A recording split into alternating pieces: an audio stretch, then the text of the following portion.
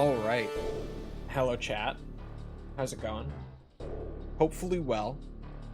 We're back. We're playing more Ace Combat. Continuing the multiplayer grind.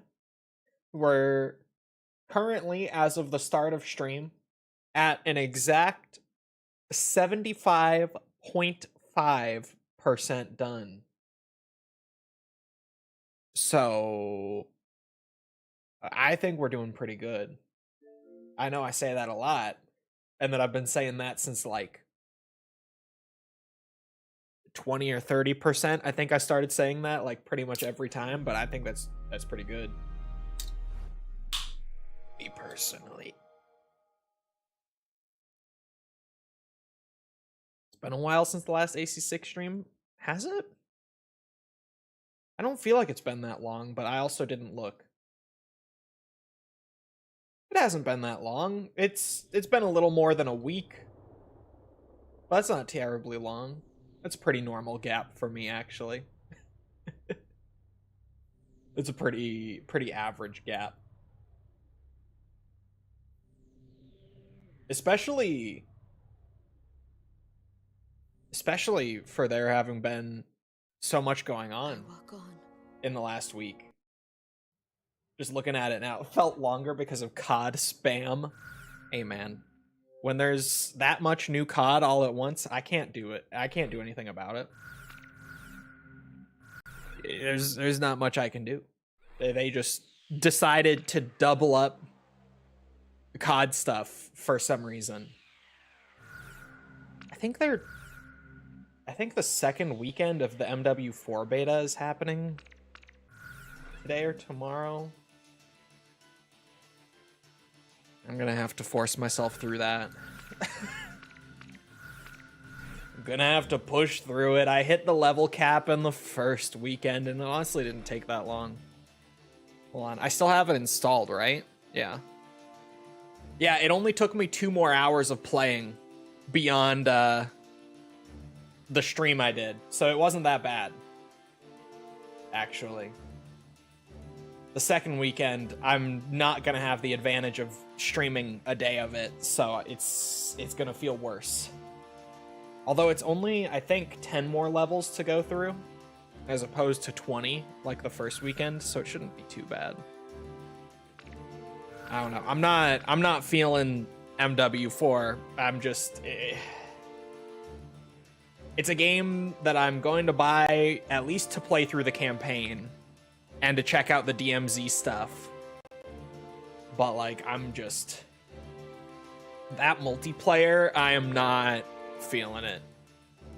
It's not even that it's like terrible, but it is just the most mid COD that I've played in so many years. Like, I think the last time that I played a COD and just felt neutral about it like this was probably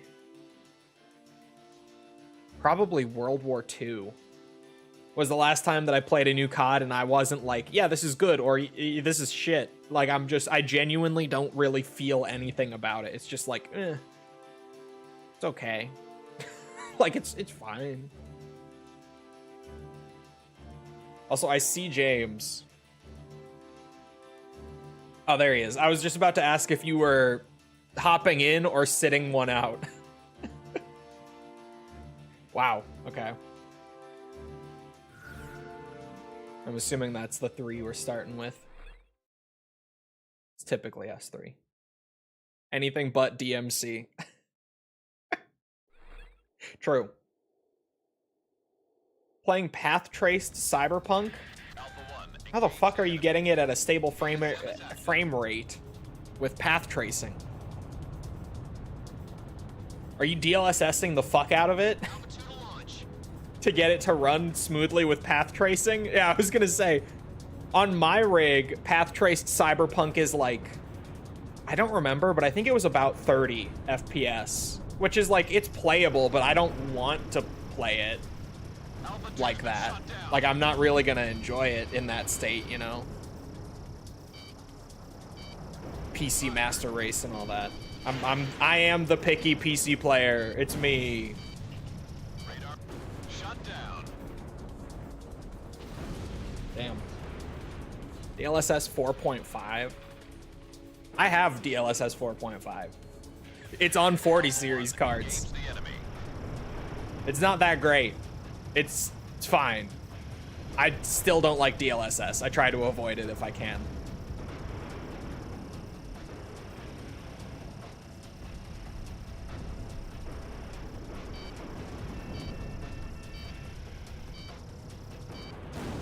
Shut down. What? What? Been shut down. Frame gen? Oh no. Is it frame gen actually? Alpha 1, engage the enemy.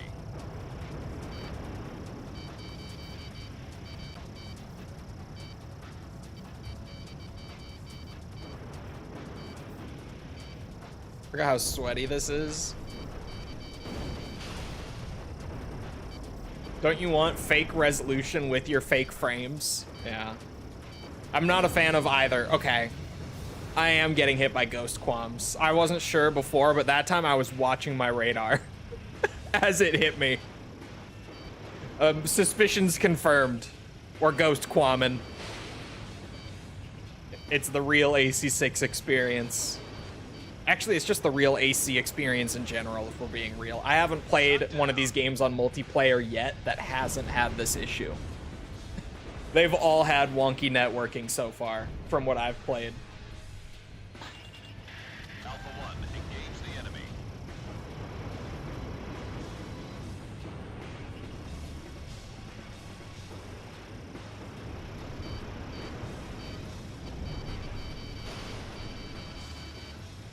Alpha 2 to launch.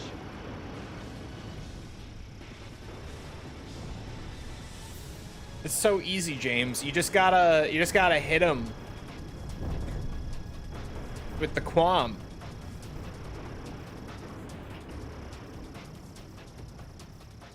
It's so easy.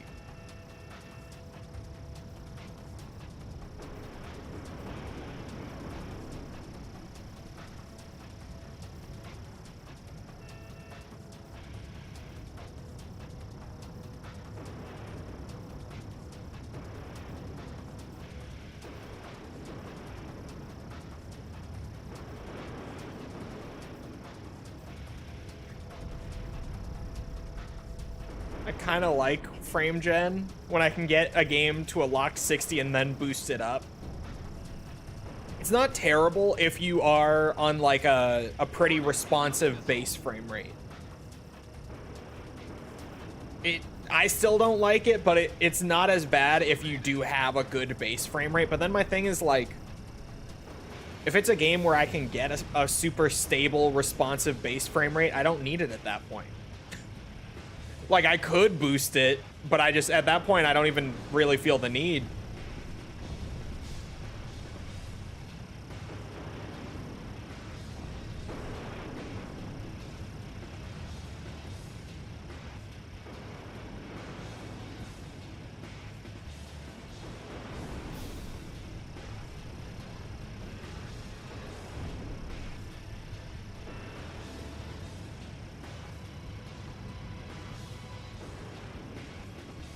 See how easy this is to hit him, James? Come on. James crashed as I said it.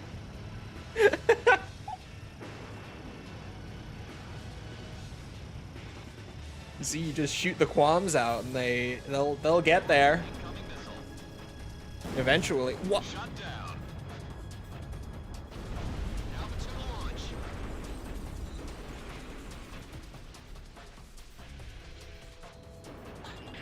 Alpha 1, engage the enemy.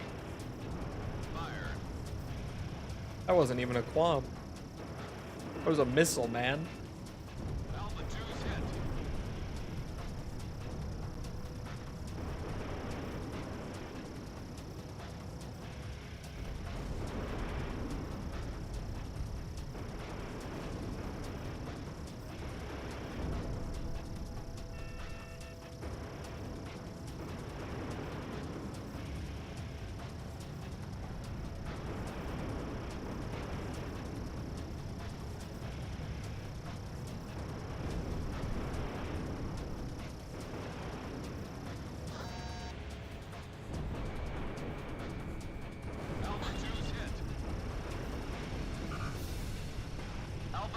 Shot down. Warning, incoming missile. We have radar lock on.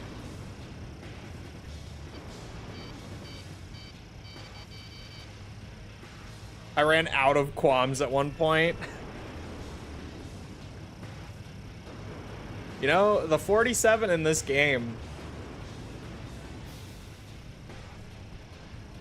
The good thing about it is that it fucking moves. But it also makes it feel impossible to hit someone who's flying it. It's crazy.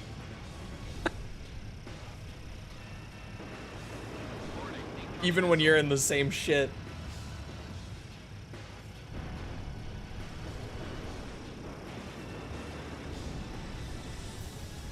Look at the amount of missiles we have going after him on the radar. None of them can track him. He's in an Su-47 in Ace Combat 6 Fires of Liberation. Nothing is going to touch him. Nothing.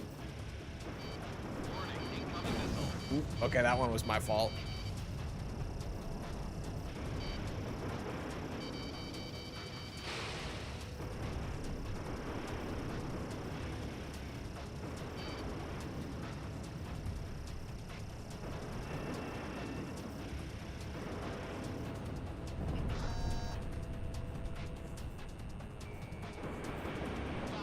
Damn it. Warning, incoming missile. Lock on.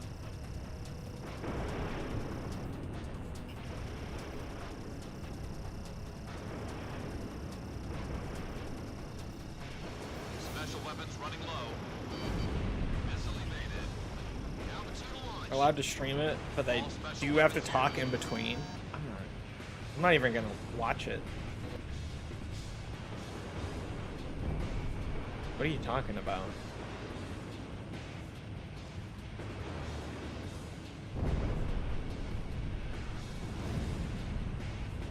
I hit one?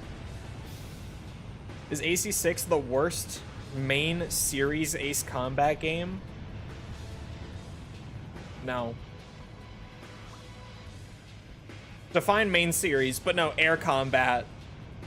Like, I like Air Combat, it's charming, but it has some crazy first game syndrome.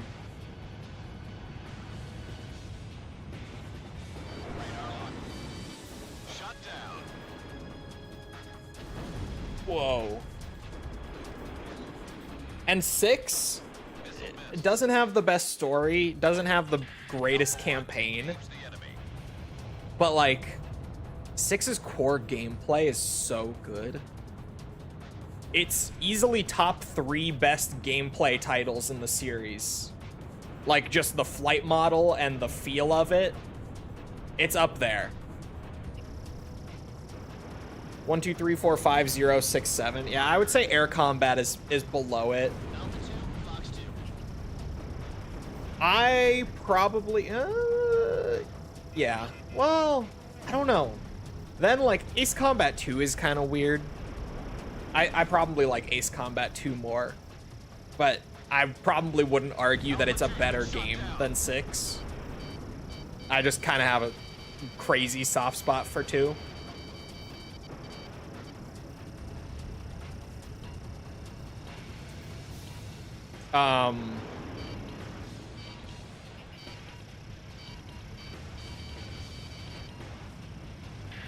Stage complete. All aircraft I would say it's enter probably base. better than 3. 3's a weird one, like in general. Engage the enemy. ESM is active. Cause like 3, I like a lot of things about 3, but there's also a lot of things about 3 that I don't like. Like 3 made a lot of questionable decisions, and it makes 3 very unique. But I probably personally like 6 more than 3.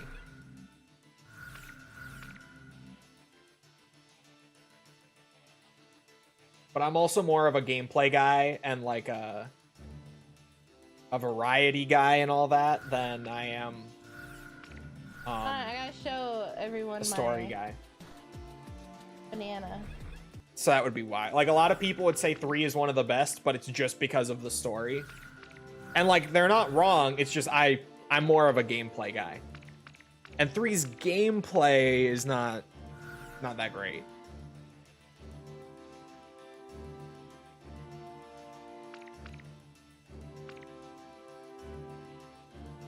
Mirage, bitches. F16, I respect. Oh, okay. Well, now I feel like I've been shown up.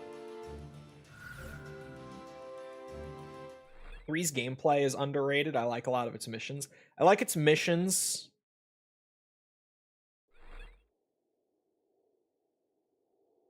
I don't like its progression. Alpha 1, engage the enemy. Or I guess if you could even really say progression. I got plane mogged, bro. What is happening? Box 2. Missile strike confirmed. You got this. I want to chat for a bit. Great. Okay. Lock on. Ground target destroyed. Have you heard the current UAV discourse launched. with 4? I have not. I have not been paying attention to what people are saying. Do people like it, or am I the only one who's like, this is just super mid, or is that like a common take right now? Because like, I just kind of feel nothing when I play it. I played 5 hours during weekend 1, and like, it's just the most like average COD game. Like, it's not a good game necessarily. It's not a bad game either. Like, it's just the most Ground target destroyed. perfectly average, unremarkable COD game I've ever played. Genuinely. Like, I feel nothing when I play it. I don't feel positive or negative feelings. I really don't feel anything playing that multiplayer. It's just the most like, yep, that's a Call of Duty game that I've probably ever played. It's crazy.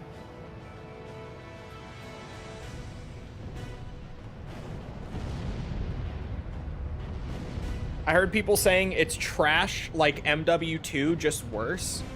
People are saying it's worse than MW2. No, those people are crazy. Those people are not honest people. Absolutely not. No.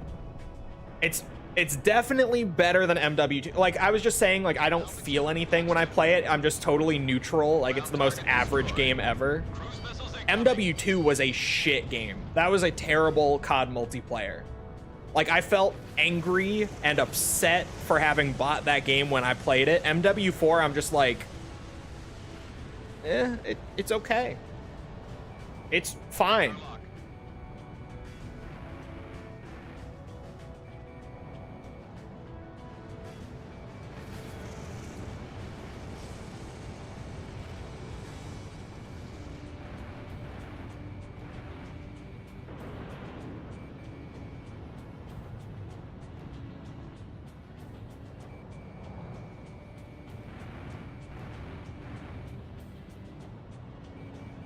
A lot of people are legit unhappy.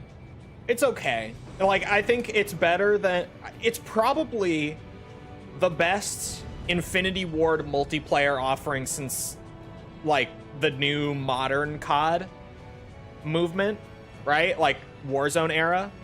It's probably Infinity Ward's best MP in, like, the last 10 years. Ground target destroyed. But I haven't particularly liked any of Infinity Ward's MP in the last 10 years, so even being the best of their last 10 years is just kind of like,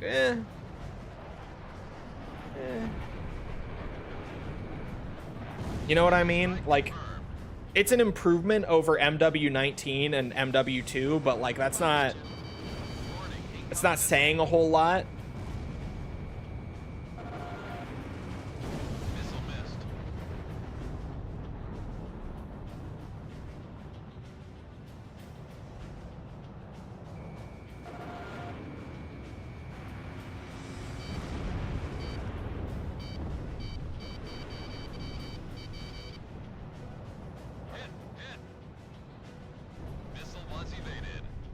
MP will be at Tokyo Game Show.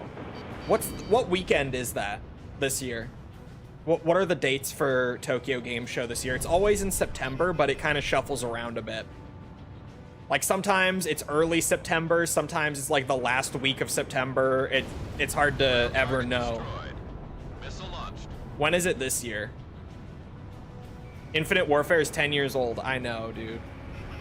It's in the teens of September. Okay, so we're gonna see multiplayer less than 2 weeks before the game comes out in early access, but it's that thing where early access is the actual release of the game. Just you miss it and you have to wait a few extra days. If you're poor, get fucked. Thank you, Bandai Namco. Ground target destroyed. UAV launched. Because early access release is the 28th, right? Correct me if I'm wrong. So less than 2 weeks before the release of the game, we will actually see multiplayer. Which you would think we would have seen it sooner, considering they were like, this is the biggest and best multiplayer we've ever done for the series. 29th, okay. Still less than 2 weeks, but I'm a day off. Missile evaded.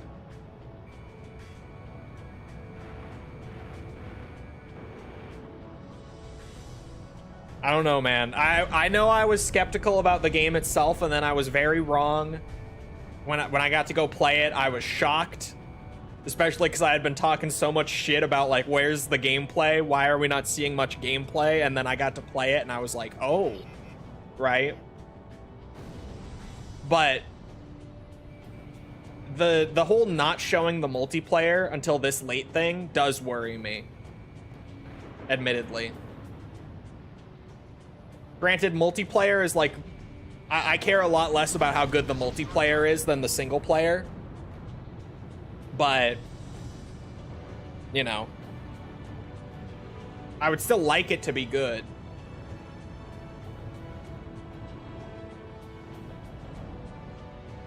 Ground target destroyed.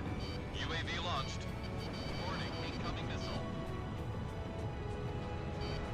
I'm still betting on them making last-minute changes after the deluxe edition trailer backlash. I highly doubt it.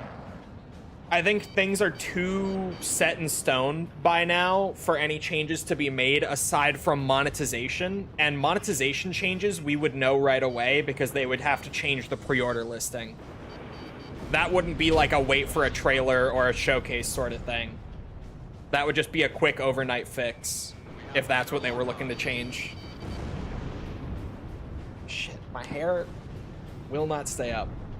It's grown out to the point where I need more product in it again. It's too heavy. Fuck. There's one piece.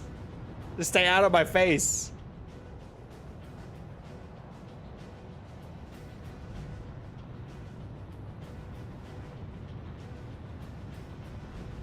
The E-Day trailer was really good. The story trailer that they showed. I saw people saying Gamescom, like the actual presentation, was a total shit show. Is this true? I think the only things I saw from XCOM were the Gears story trailer, and Rainbow Six is also doing their own XCOM-like tactics game.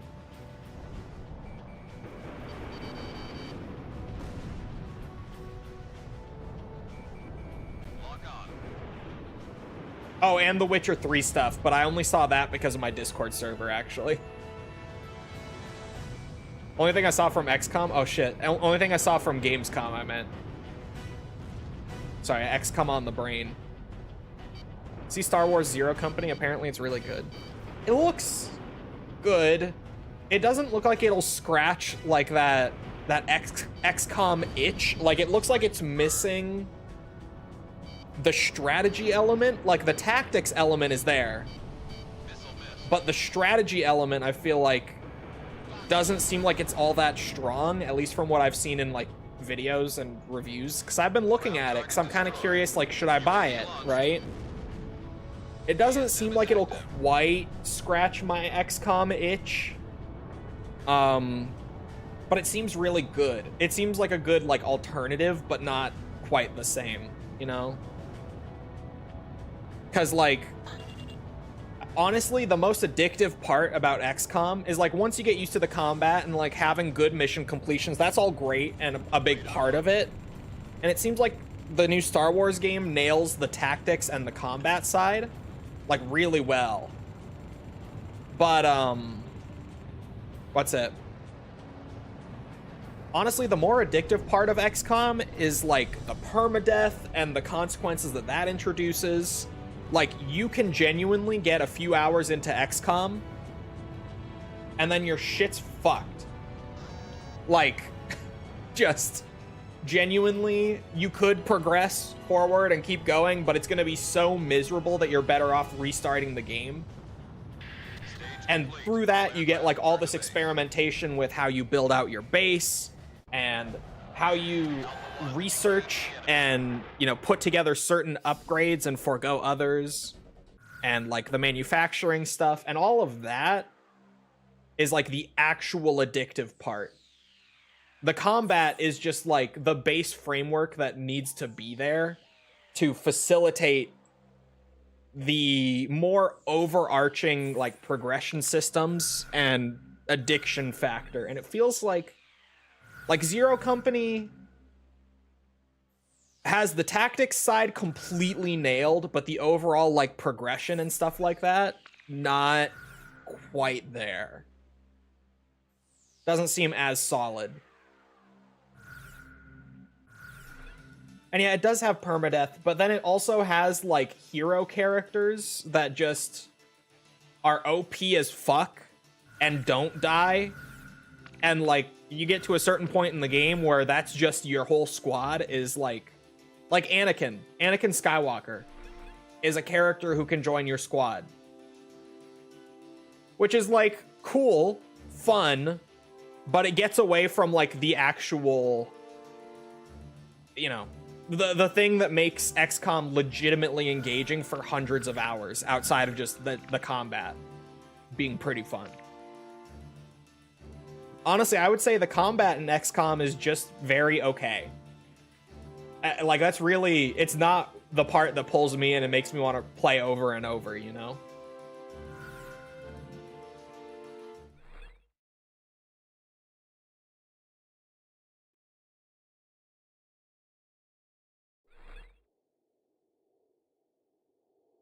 Any reason why Yanks are fleeing the US? Alpha 1, engage the enemy. Not particularly. Like, nothing crazy happened, no. They know exactly what we plan to do. All planes, assume attack formation. Fired. Enemy aircraft down. Should I bother with Gears Tactics and also Judgment? I just bought Gears Tactics because it went on sale for like $6. And I was like, I'll play this at some point. $6 is good. Good price. But I haven't played it yet, so I can't speak on it. Careful now, they're tracking you on radar. Looks fun though. I'm a Gears fan. I'm an XCOM fan. It's a game for me.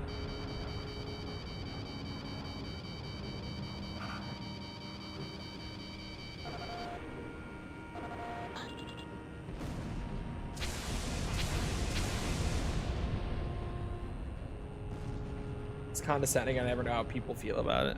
It doesn't bother me, but maybe that's just because no one actually uses it here. Like, it's not really a term that I ever hear, so maybe I just don't pay it any mind. I don't know. How expensive is it to buy your own land and build a house on it compared to buying a ready-made house?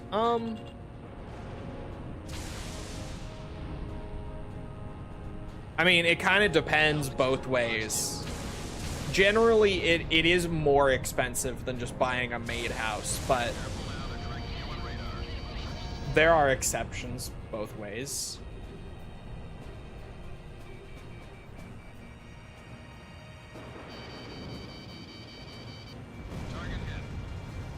Both are too expensive? Yeah.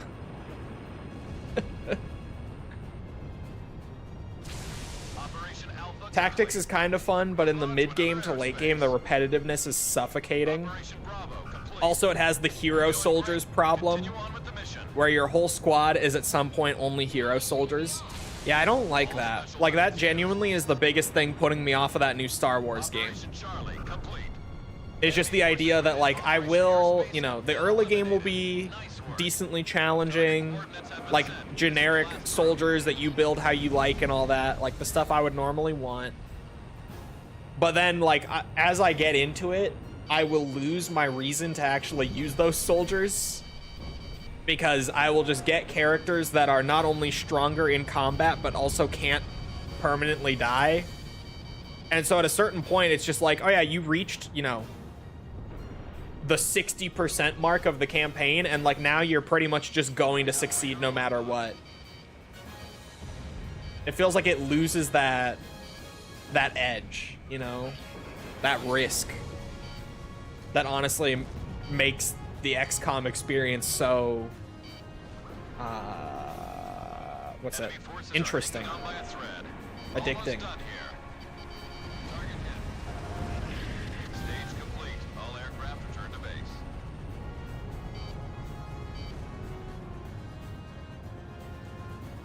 The prices are like 4K an acre.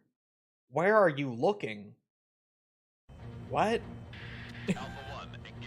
What? Yeah, okay, False already beat me to it. What do you mean 4K an acre? I was gonna say it's more like 10 to 20K an acre, from what I've seen generally.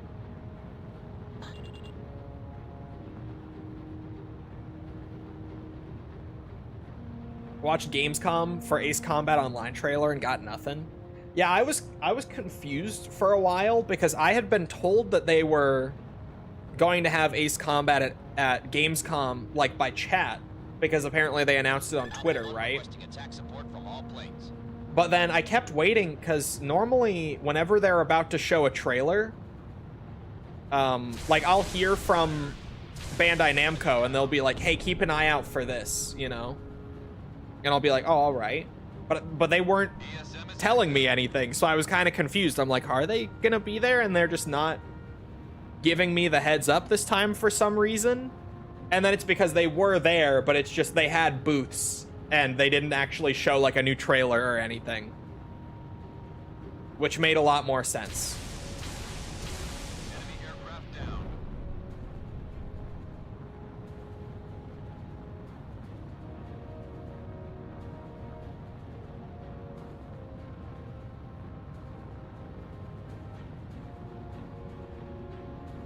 Kaz is looking at land in Mexico.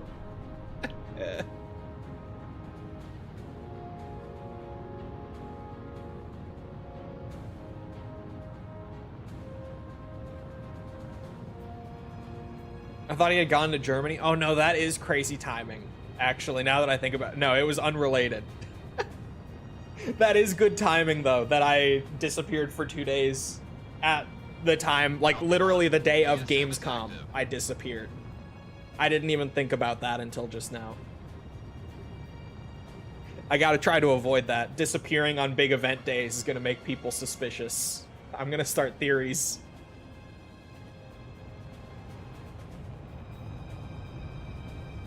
Depends if it's farmland or residential land. True. That's how it is here too.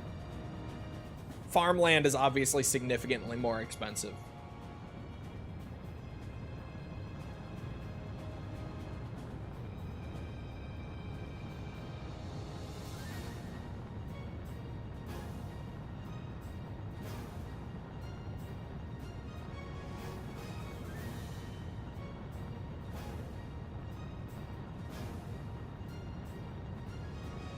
There's a tweet from Kono saying that he'd do his best. I noticed Chole in the Ace Combat video. Yeah, didn't they show a bit of, what's it? A bit of, like, everyone at the preview event, and you could see, like, me and, like, the back of me and ACF's heads off to the side in one of the shots they used.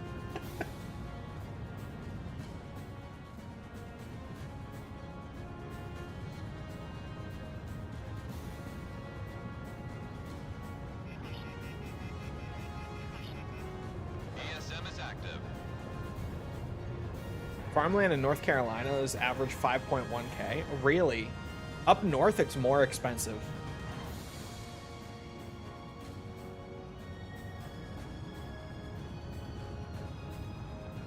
Was mentioned on the screen at one point. Where did I see that? Wait, what?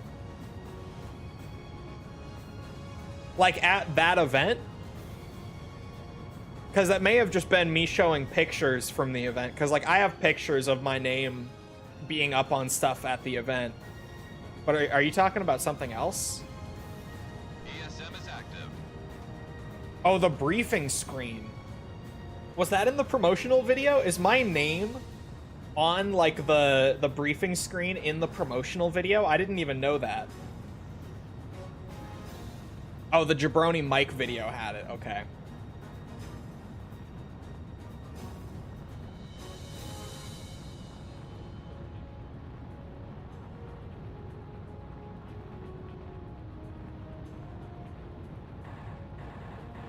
There are various influencers on the screen and the name Chole's there. Yes, yeah.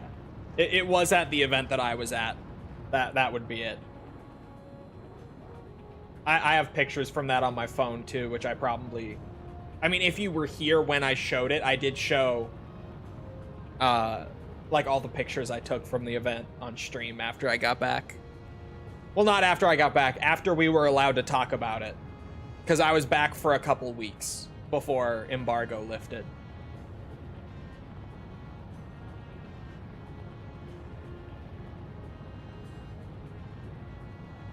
It was a fun trip.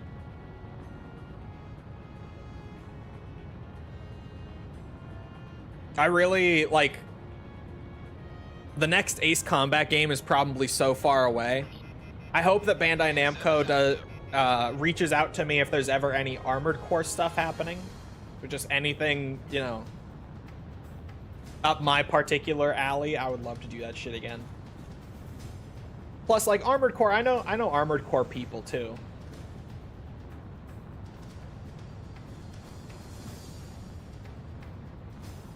So it would be similar to like how I ended up hanging out with a bunch of AC guys that I knew while I was out there.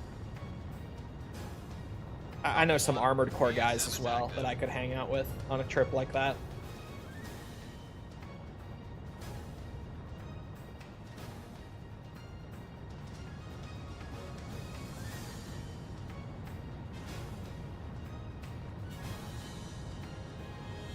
The Armored Core community on YouTube is actually like in a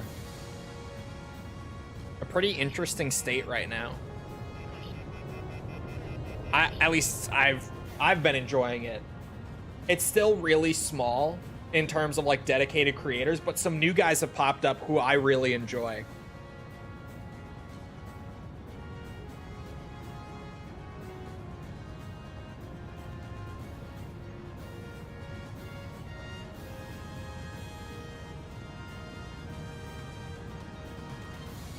Be another spin-off set in the real world. You know what? I think you're right. I think you're right. Stage complete. All aircraft return to base.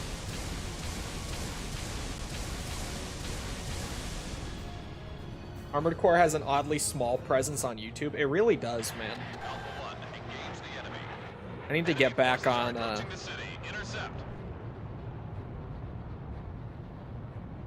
I mean, what? Huh? Anyway, add Siege Battle to the board.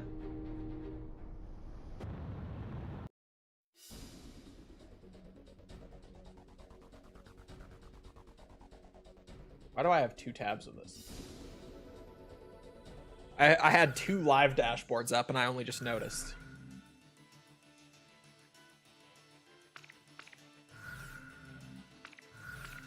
Oh, I need to save. Holy shit, I almost forgot. Still bigger than Ace Combat presence. It's about the same. Ace Combat also, I think, has a lot of small creators who do a really good job.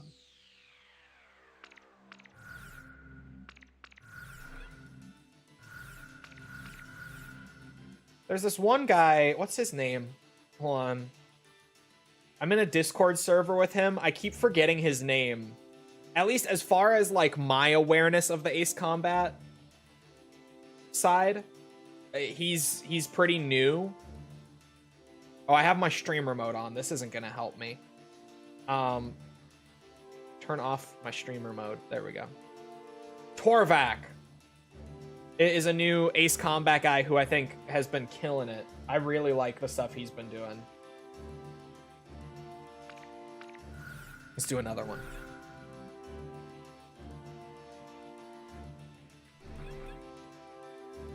There's one who's been Balteus with different builds for almost who's beaten Balteus with different builds. I've seen this guy's channel.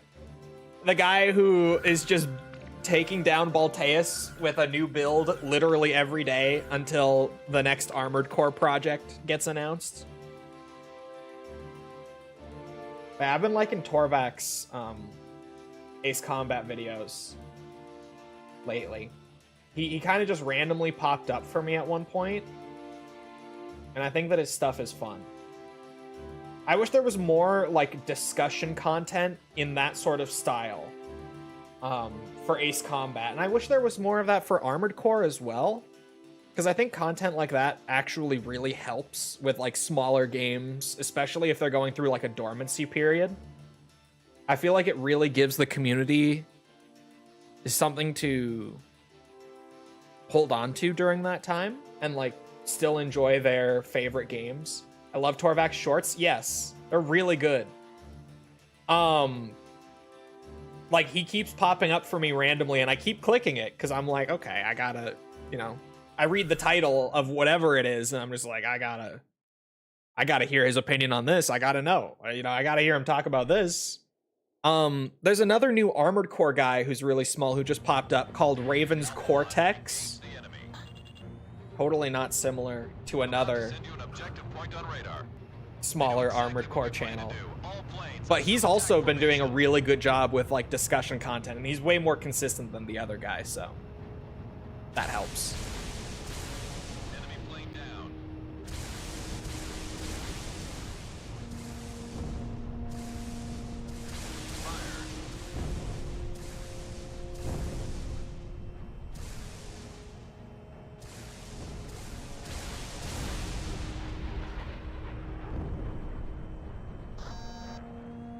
Raven's Cortex is great. Yeah, he, I think, like, within the last year popped up. And I like his stuff a lot. And I respect it a lot with, like, the ranking videos and stuff, because ranking videos for a series as big as Armored Core are really hard to do. Like, when he does, like, I don't know. I'm not even trying to... Sorry, my brain... When he does something like the top 10 best rifles in all of Armored Core or whatever it might be, that's fucking hard. You know how many rifles there are across the 16 Armored Core games? Or I guess like 19 if you include the mobile games that we have ports of now. Bro, you know how fucking hard it is to like actually have a good base of knowledge for all of that? To the point where you could just sit down and be like, oh yeah, the top 10 are like boom, boom, boom, boom, boom, and you know that. That takes an unreal amount of like dedication and knowledge about the games. Too bad he couldn't secure the Raven's Nest. Yeah. Someone probably beat him to that a little bit beforehand, eh? Unfortunate, really.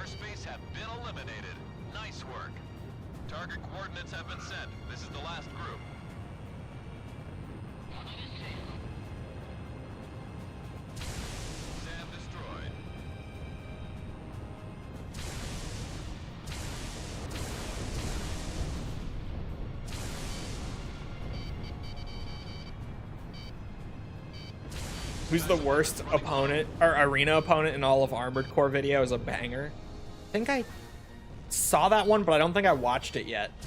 Like it popped up in my recommended, but I don't think I clicked on it at the time. The physics got me. Shit. Him.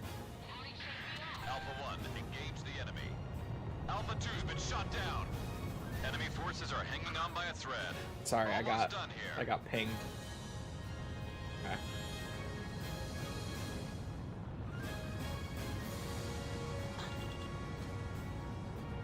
But yeah, channels like that I think are really good.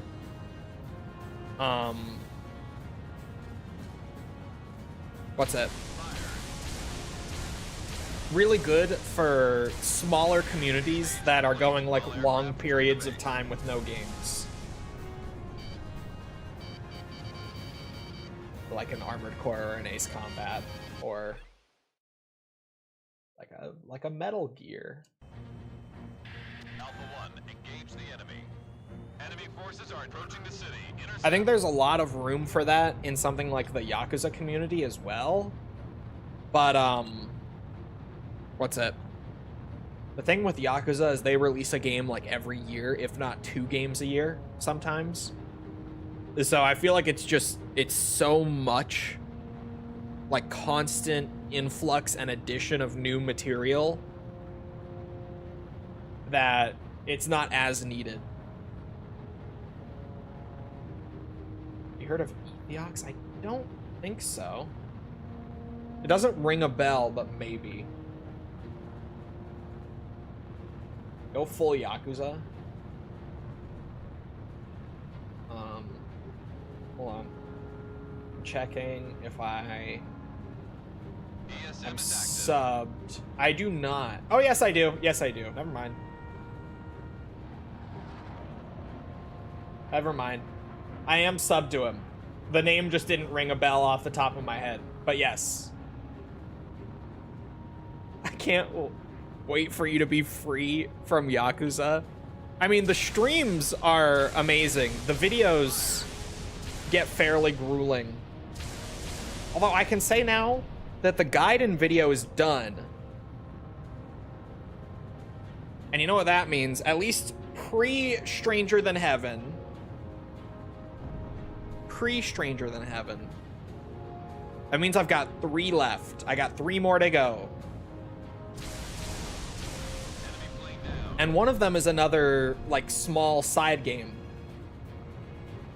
And one of them is Infinite Wealth. So, you know, it balances out. More or less.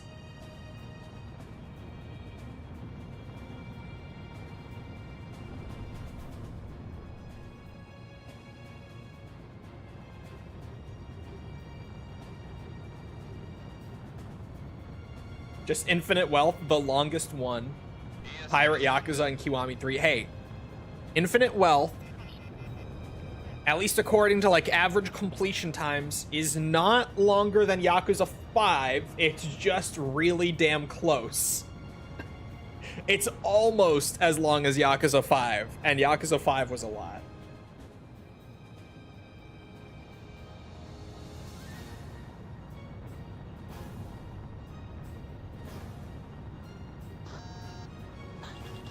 So that'll be a good one.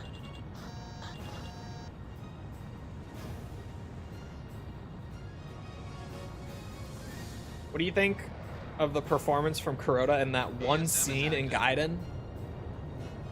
That's spoiler territory right there. I can't. The video's not out yet.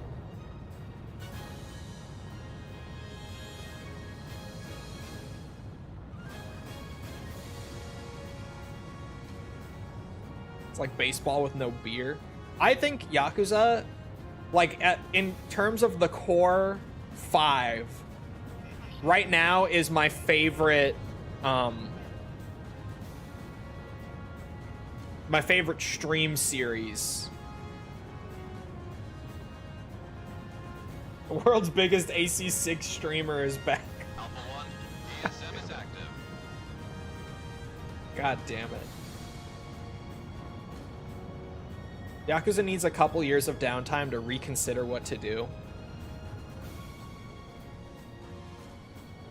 I don't think Yakuza has to like reinvent the wheel or anything. Stranger Than Heaven looks awesome though, I will say. And it does look to be reinventing the wheel. Funny enough. But I think that genuinely, if Yakuza shifted back towards the pre-Dragon Engine design philosophies, it would do a lot of good for the series.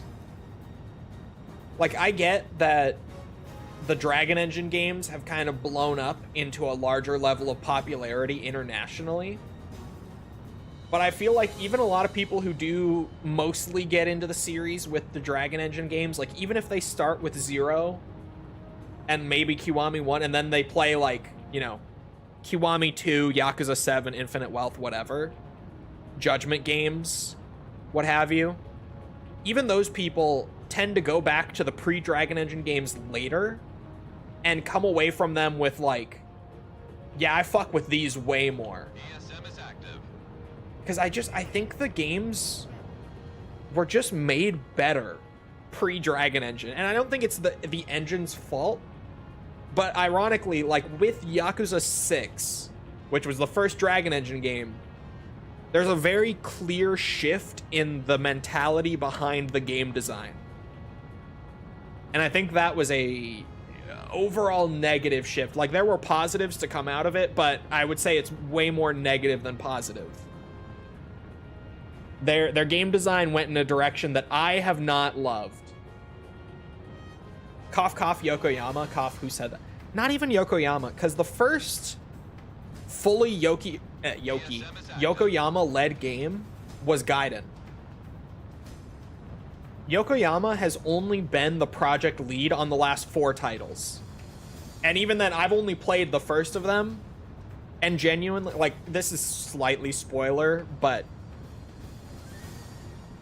the issues present with the one that I have played are all the same issues that were there prior.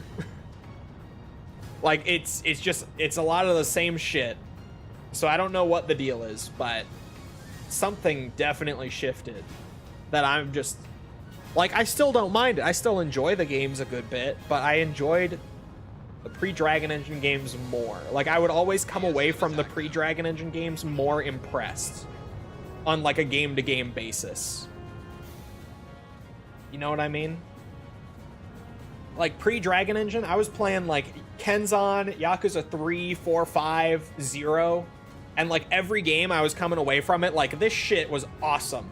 And it had so much cool stuff that I loved that earlier games didn't have. And now the Dragon Engine games are all like, that was pretty good. A lot of the same stuff that I liked about the earlier ones made me like this one. It's all kind of the same. Like, they're very homogenized.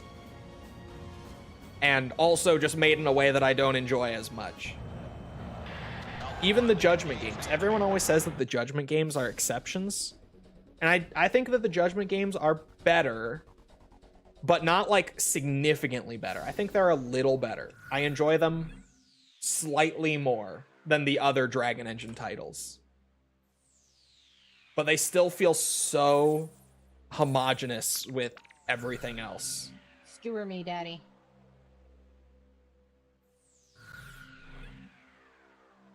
You have any story predictions for AC8? I do, but I don't want to share them.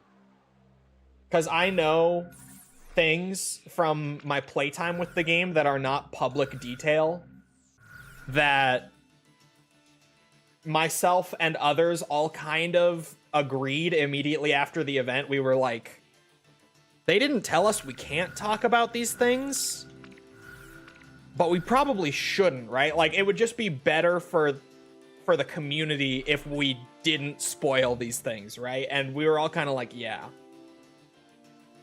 So genuinely, there's a bunch of us who know some pretty big story things for AC8 already, and have known them, like, since May, right?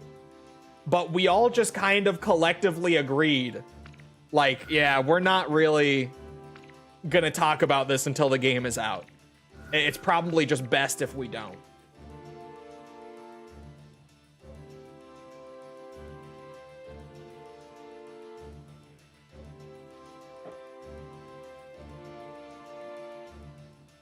Because, like, and we don't even know how long the game is, also, to be fair. But, you know, we got to play 7 missions of the game. Like, in order with cutscenes and all the dialogue intact. So we got to see a good bit of the story. We saw a lot, actually. That is still not public, and yeah. We just kind of all collectively agreed it's best not to.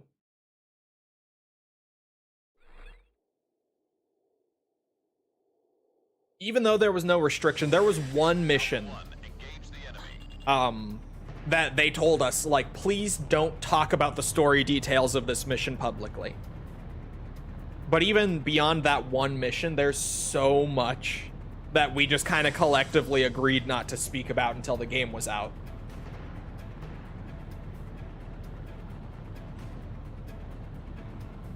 You just want to tie this one so we both get progress? Hey now.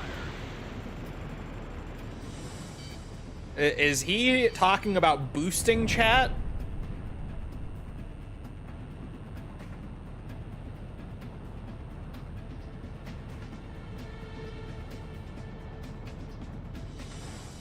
Not in my house, come get it. F15. Siege battle, we do a little boosting, maybe. It's like light boosting. It's hard boosting. But it's because Siege battle takes like 40 minutes for a legit game. It's the only reason. It's just because it's such an insane time sink that we just kind of agreed it's best to just get her done.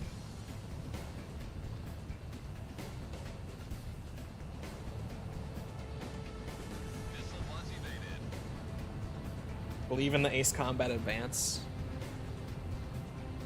This isn't direct spoiler. This is more to set an expectation, and I think I've said it before already as well. My one thing that I will say about like Ace Combat 8 and at least what we got to see is I still would not expect any like crazy conspiracy theory connection to later games in the timeline. I'm still under the impression after playing 6 hours of the game that it is not going to directly connect to future games in the timeline. At least not directly. There might be like small references, but I don't think there's going to be any direct lead into anything from AC8. The advanced thing is a joke? I know that the AC advanced thing is a joke. I'm making a broad umbrella statement saying anything after Ace Combat 8 on the timeline, I don't think will be too directly referenced or led into. And that could mean anything after Ace Combat 8.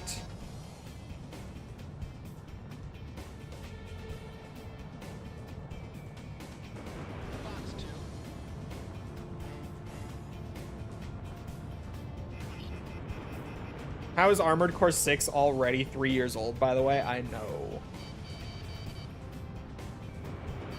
Boarding incoming missile.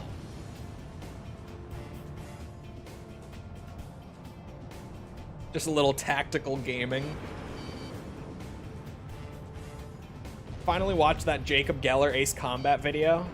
Fantastic. Obviously, it's Jacob Geller. You guys, I have a confession. I still, to this day, have never watched a single video from Jacob Geller. Including the Ace Combat one. I haven't seen that either. Missile missed. I legitimately have not watched a single thing by him. I don't know how, because you would think he would be like right up my alley and everyone's always talking about him. I've still never seen anything from him.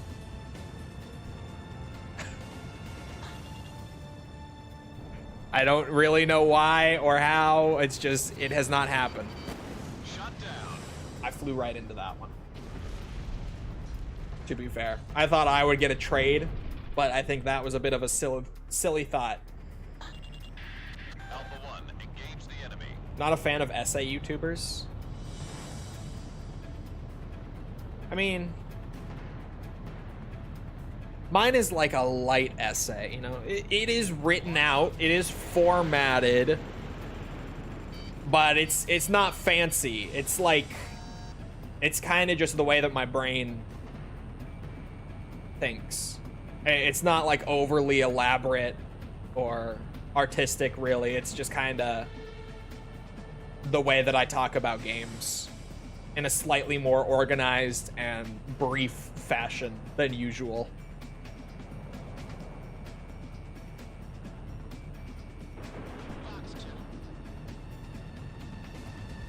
Not a fan of fancy schmancy essay YouTubers. Yes, that I could see.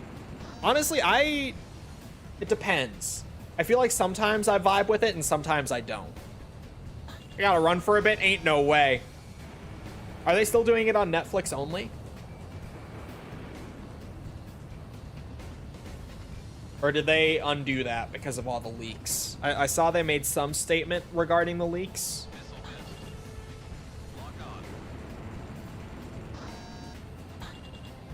It's not an essay, since you don't start from the origins of the studio for half an hour.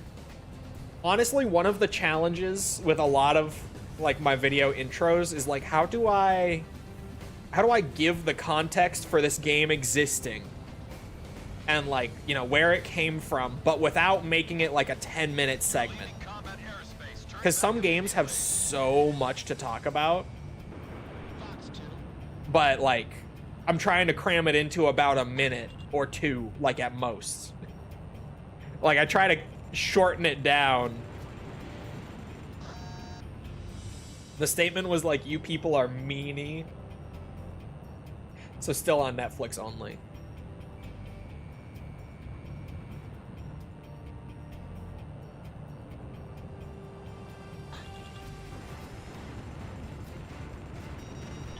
He's just flying in a big circle.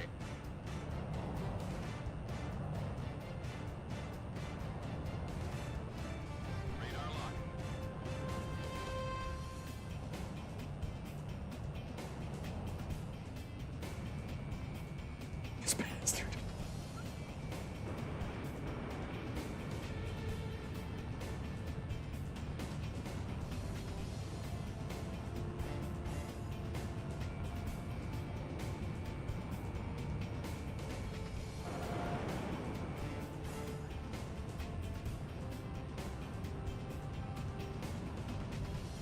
Damn it.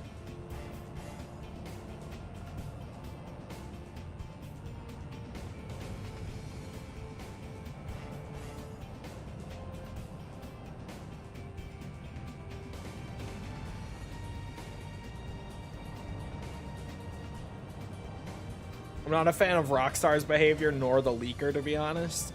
That's kind of where I'm at too.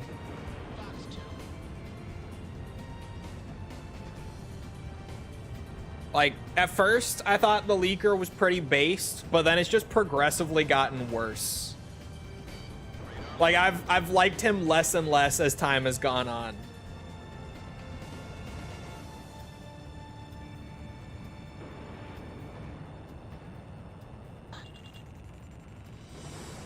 Because he came out with just, like, this really simple bit of, like, generic gameplay in the open world. Just like, hey, Rockstar's business practices are kind of shitty, huh? What about this? And I was like, oh yeah, okay. But then, like, it just progressively has lost its appeal, plus the crypto thing. Like, the crypto thing makes it extra silly, and like, what? What are we doing?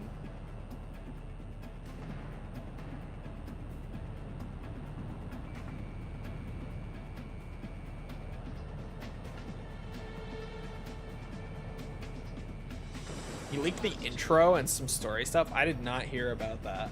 The intro?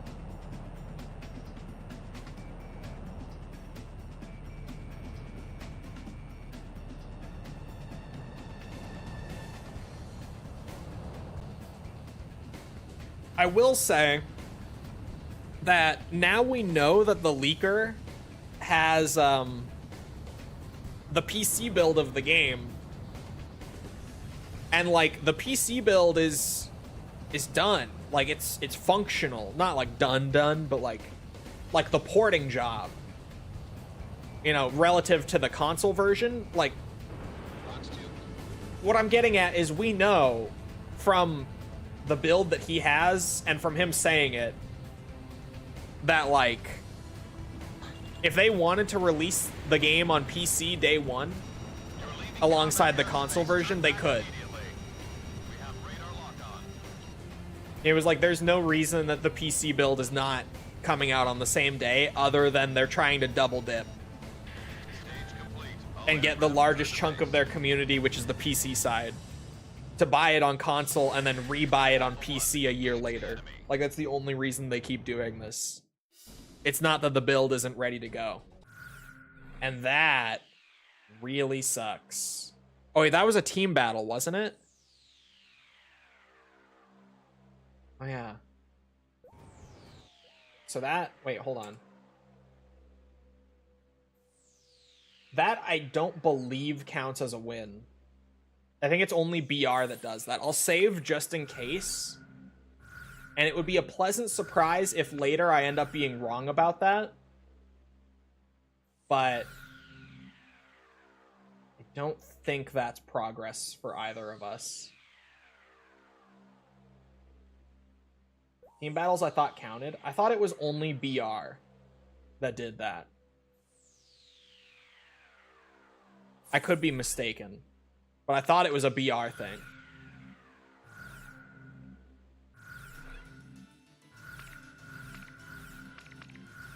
Siege battle.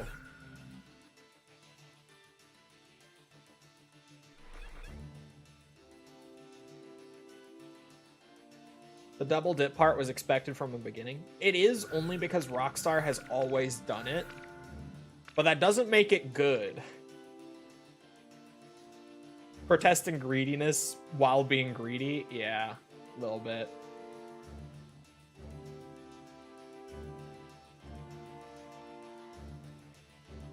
The crypto thing is wild, though. Like, people are like, oh no, he burned the founder tokens, so like he can't rug pull it. And just wait for the rug pull. It's gonna be crazy. People are gonna freak the fuck out because he still can rug pull it.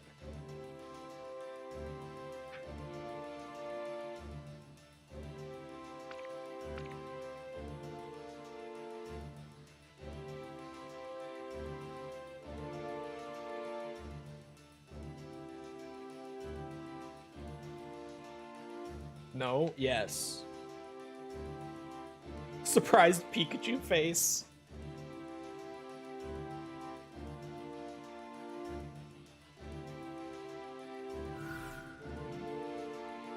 Even if he burns the founders tokens, like, it is true that those are gone. Like, they're not sold, they're just gone. So, like, he can't make money off of those. But that doesn't mean... Oh, it was to Valentine, I was gonna say. But that doesn't mean that he doesn't have, like, another wallet that maybe got pre-sale coins when he was setting everything up. Like, if he were planning ahead of time, he could make it look like there's no possibility for a pull by burning the tokens, but he already had pre-sale tokens. The crypto space is fucking crazy. It's so overly complicated.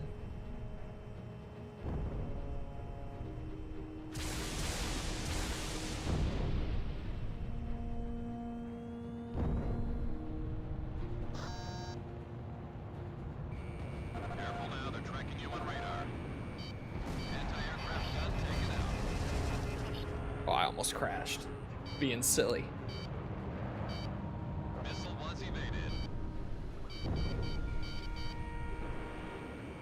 We have radar lock on.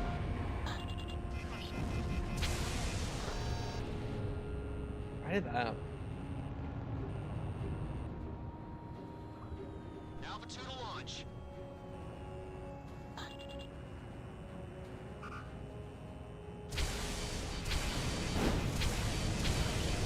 Yep, okay. That missile fucking put me on a crash course at that speed. For the same result, rug pull, yeah. Alpha 1, engage the And it is true that he still makes a bit of money off of what's it? Off of every sale because of the transaction fees. It is true.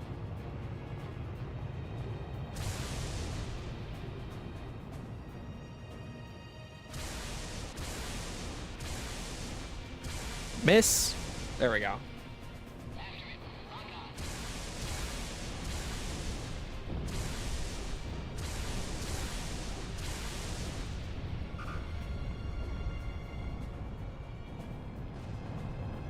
Makes 50K a day just from fees. I don't know if that, well, it did get up to like what, 6 mil? Right? I think people were saying. He may have actually made about that much. Operation Alpha complete. Move on to another airspace. I was gonna say probably not, but it's possible with that sort of volume. Missile evaded. Still not necessarily likely, but he could have made about that much. Gun destroyed. Operation Bravo complete. You're doing great. Continue on with the mission. Is the battleship not dead? Oh, it's not. Operation Oh, Charlie now it's dead. complete. Enemy forces within Operation Airspace have been eliminated. Nice work. Target coordinates have been set. This is the last group. Enemy facility was destroyed. All special weapons used. Lock on. Watch out. The enemy has a lock on you.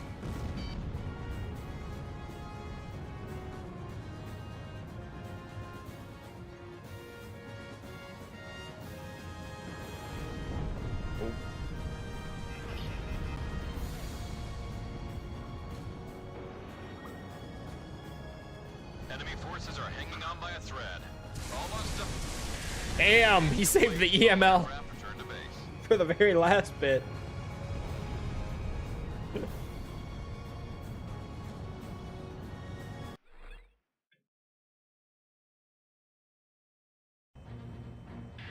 Alpha 1. I really want an Ace Combat game with more interesting Enemy forces are locations. approaching the city. Intercept. You know, I would agree.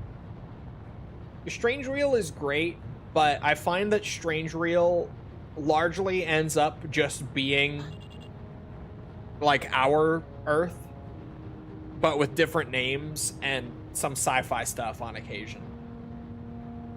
I wish they got a little crazier with it. And granted, that's kind of the point with the whole Strange Reel thing. Like the real is part of it, but I wish they got a little more strange with it. I wish they got a little more on the strange side. Get wacky. Do some weird shit. Exactly. AC3 goes very crazy with it. Well, AC3 wasn't even Strange Reel. Some locations from 3 and like its general world map ended up making its way over, but like a lot of people forget that 3 predates the whole Strange Reel idea, and so a lot of 3's lore actually can't, at least in its original form, coexist with Strange Reel. Because like a lot of the foundational events of Ace Combat 3 revolve around organizations and like world governments that just straight up never existed in Strange Reel. So they would have to do quite a bit of retconning to make 3 actually fit with the current universe. Which, so far, at least to my knowledge, they haven't done.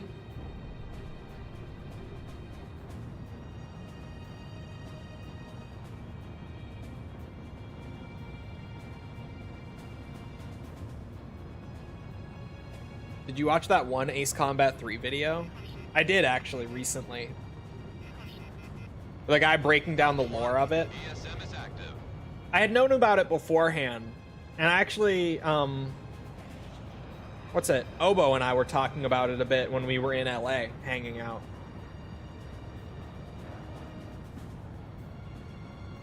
Because we were theorizing if 3 might come into play, and both of us were kind of like, eh. Probably not. But, like, it could, but probably not. 3 is in the same timeline as Galaga. What? Explain. Alpha 1, ESM is active. This bit I don't know.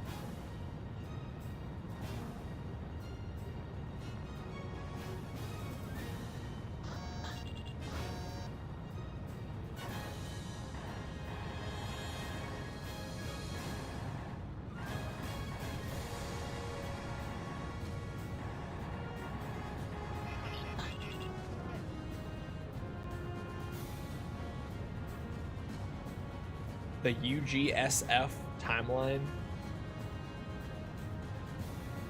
Oh my god. What the hell is Namco doing, man? Calm down.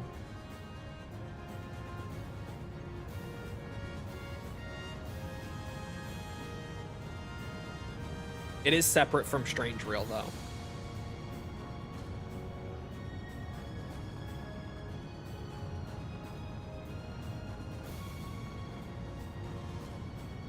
I do love that they, regardless of that, still put general resource in like every Namco game.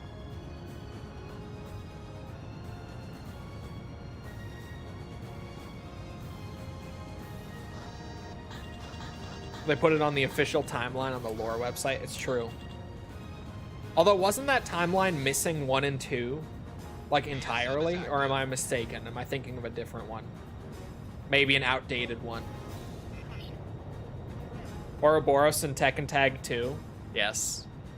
And general resources in Tekken 8.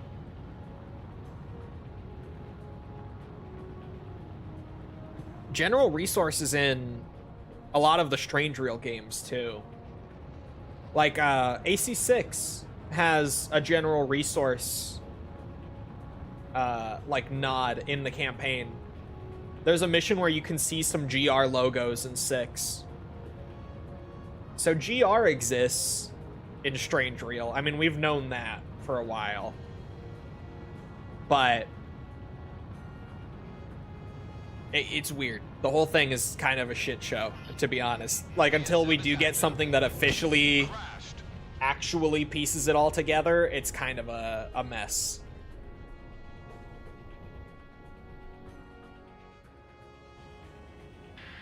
Alpha 1, engage the enemy.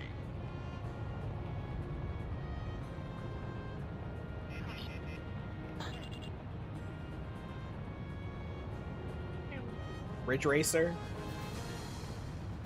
I do think it's funny that General Resource appears as a little Easter egg in so many Namco titles.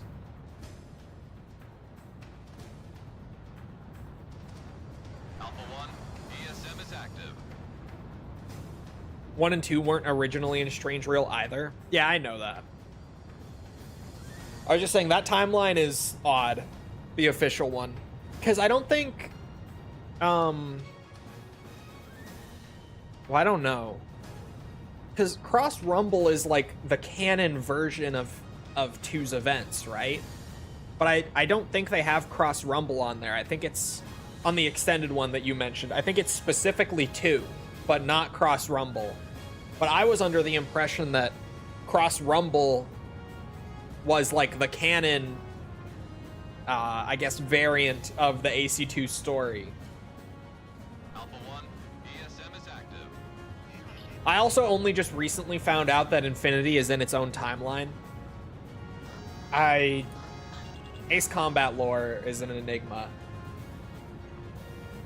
They said that 2 and Legacy are equally canon.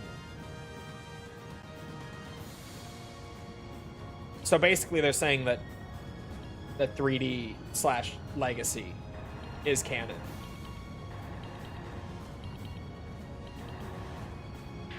Basically. Because I can't think of anything that it removes story-wise compared to 2. I feel like it only adds stuff. Alpha 1, engage the enemy. Enemy forces are... Right? Unless I'm just forgetting something.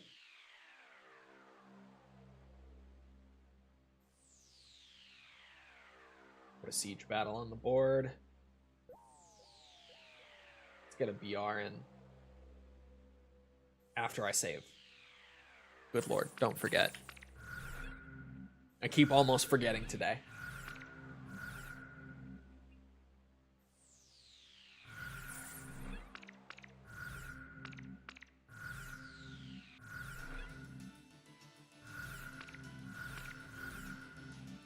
Because it genuinely leads into Seven's narrative.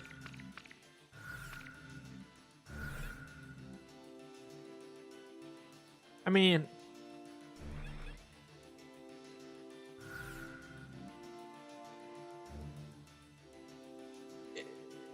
it gets a bit weird with that. It comes up in 7. I don't know if I would say it leads into 7 necessarily.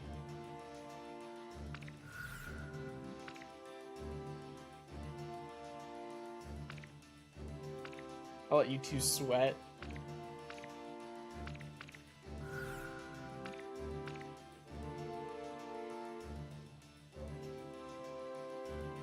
How much y'all want to bet the Tentacle Ladies in 4 already have a nude mod in the Master Collection? And now, fully for like less than a day. I would say not yet. I would say not yet. Metal Gear fans aren't that fast with the nude mods typically.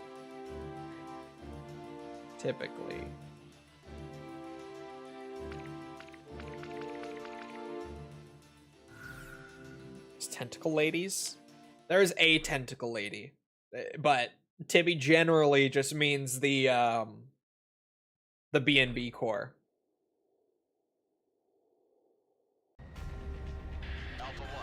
Kojima's making the mod himself.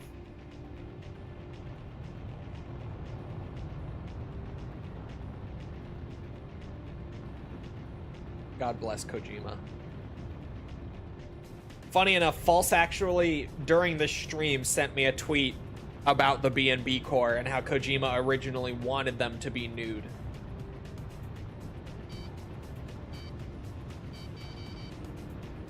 But that someone at Konami had to actually come in and tell Kojima that he had to put some clothes on them.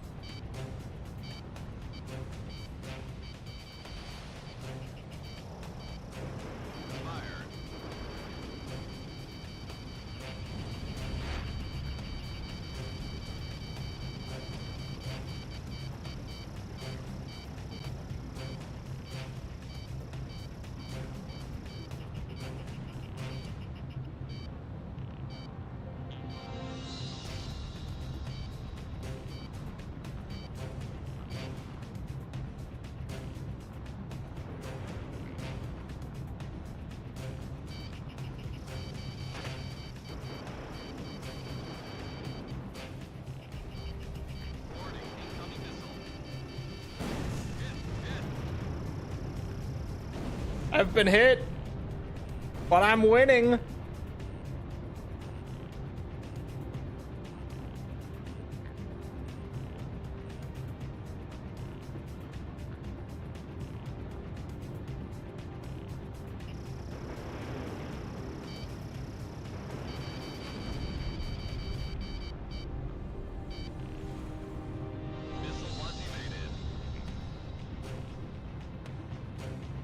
Konami stopping real art SMH.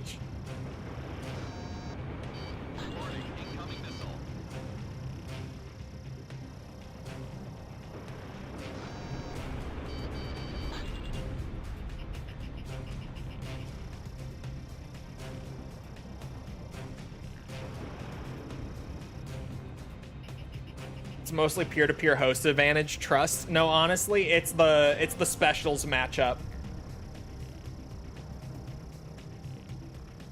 I'll be real. It's having qualms against Sams. And as long as I can dodge the Sams and rush him with the qualms, we're good.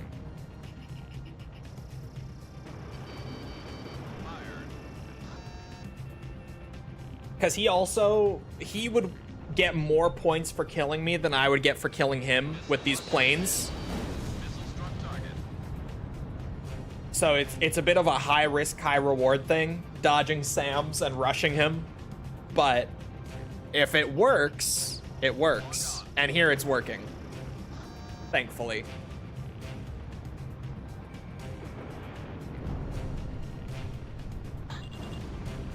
Quam Rushdown versus the sniping build.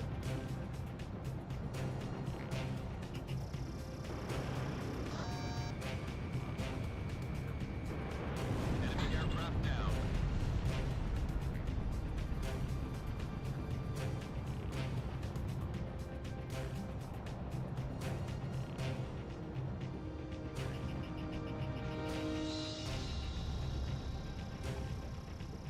My lock-on betrayed me.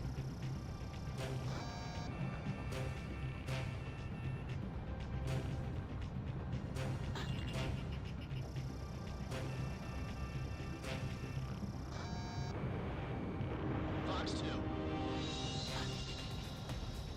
Special weapons running low. All special weapons used. Missile was evaded.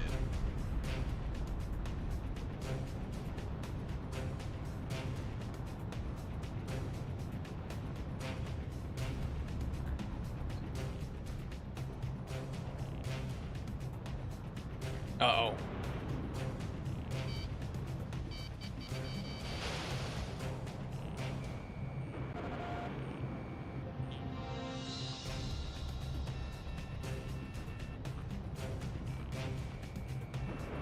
Target hit.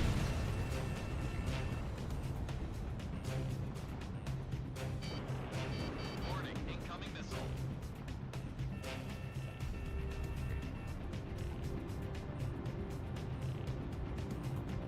Did I get an answer on if Judgment is worth playing, by the way? Judgment is fine. It's my least favorite Gears game. But it's not like it's terrible. It's just, it's not very good. So.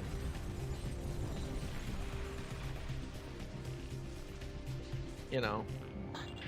Alpha 1. It has some kind of neat stuff, like Horde mode being integrated into the campaign. But then, like, 4 kind of did that better. 4 had some moments like that, too. Careful now, they're tracking you on radar. I do like the mission challenges that that Judgment had. Here come the Sams. Yep.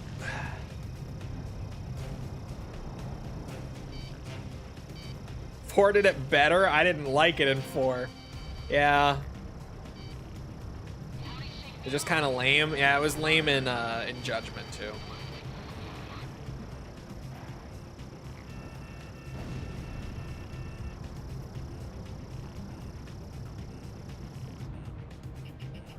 Watch out, the enemy has a lock on you.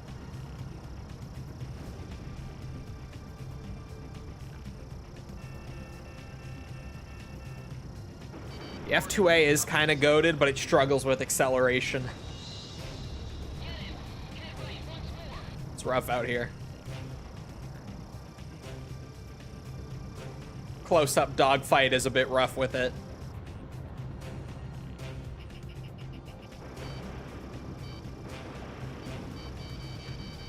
Oh my god. Oh my god. Really? Okay. I didn't expect that to work. Missile evaded.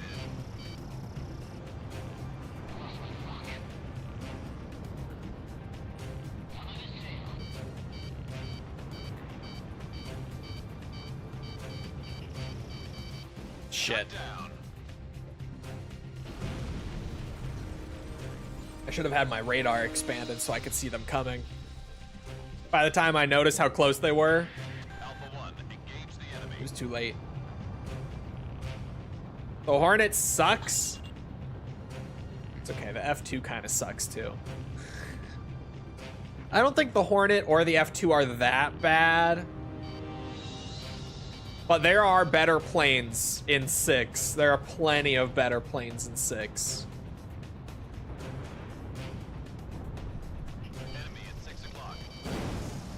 shit. Careful now, they're tracking you on radar. Uh-oh. Shut Yeah. down. Those were bound to hit me.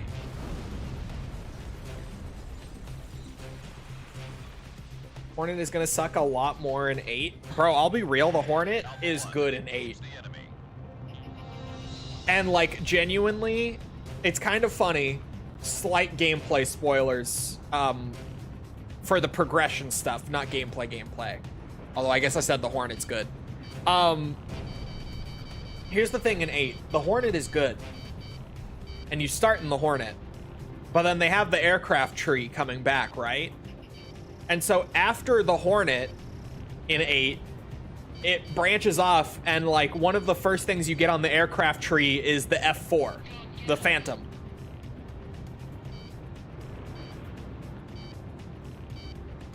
And the Phantom, even in 8, is worse compared to like the Hornet. So there's some kind of funny stuff with the progression in 8, at least in the build we played. I don't know if maybe they'll nerf it or buff the other planes. I don't know. But it was kind of funny. It was just like, yeah, the Hornet is here because it's the flagship. You start with it because it's the flagship. Everything else, like, you can use it if you want, but you're going to be at a disadvantage compared to the plane you start with. Just finished watching the extended look. What happened to an hour and a half? Or whatever it was. Careful now, they're tracking you on radar.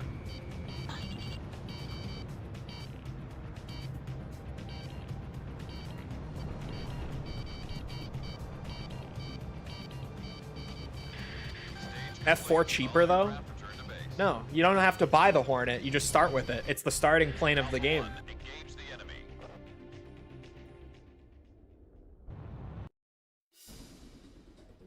Where'd you hear an hour and a half? Hasreal, I thought. Said it was going to be like over an hour.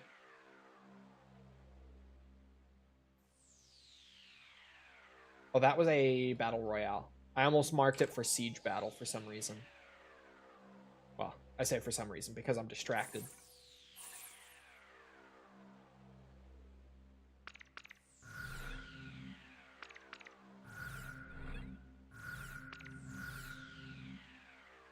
Oh, he said it started in an hour.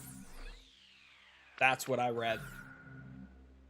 Bro, this YouTube views change kicked in today. This shit's nuts. For those that didn't hear, YouTube is changing the way views are counted on the platform. Because it used to be, like, on a long-form video, if you didn't watch at least, like, 30 seconds of the video, it wouldn't count as a view.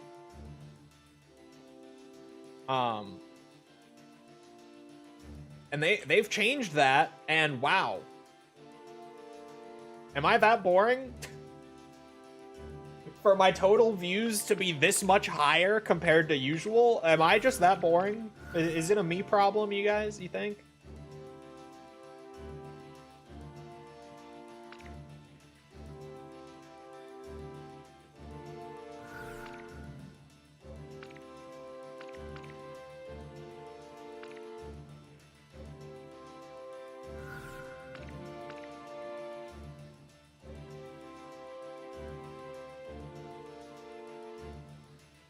The best looking game ever made after that showcase? What? I don't believe you. Like, not even the slightest bit. What's your thoughts on the aircraft tree? I like the tree. I think I would prefer the aircraft tree to be separate from the parts. Like, I think the thing that I dislike about the tree, let's take a break. It's not out on YouTube until like tonight. Well, yeah, in 6 hours. In 6 hours, it's out for everyone else.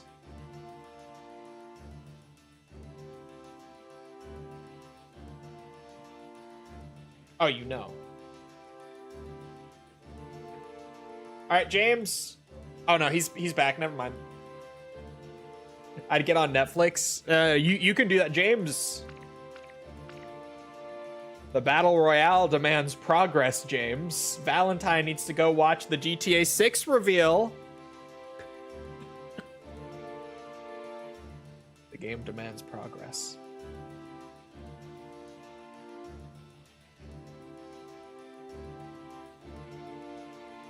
I don't, I kid. Okay. Okay. No, he was joking, apparently. I wouldn't trust the trailers too much for GTA anymore. After I did see the leak, the like shot-to-shot comparison of the visuals from trailer to the actual game build that the leaker has. And that has certainly, at least on the visual side, reduced my trust in the advertising for GTA 6 by a good margin. I want the tree to be just parts. I think it would be fine if there were just two separate trees, like planes and parts. Because I think the tree is a fun idea. But I think it's kind of muddled by having both crammed in together.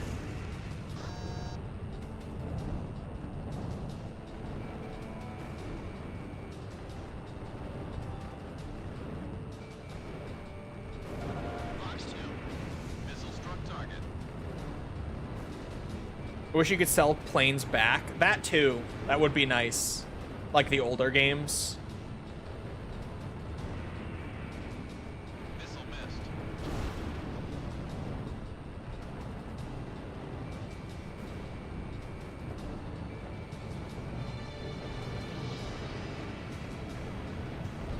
You bitch.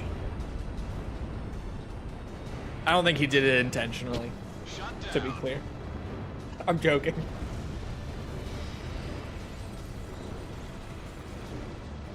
I say that and then I forget it's people in chat.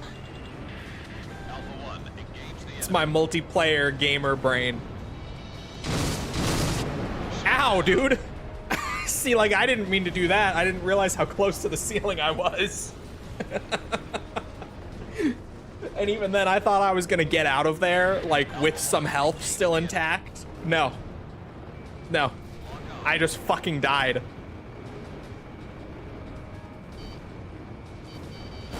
Fuck.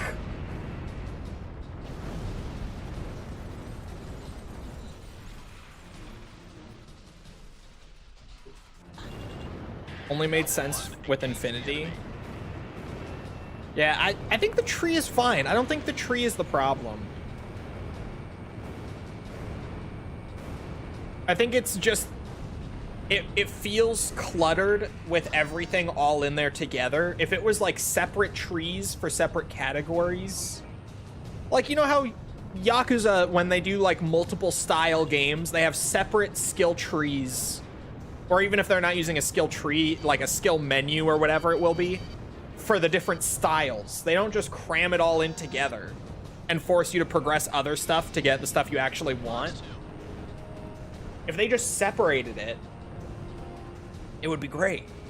Because I like the idea of like, oh yeah, if you want, you know, to progress the American planes, like American fighters, like you kind of climb that specific ladder. Like, you know, if you want to get the F-22, you gotta go with like the F-14 first. You gotta kind of work your way through these groups, you know, these families. And I think that's a fun idea. It's just, it's too cluttered having like all the planes and the parts and everything in one place.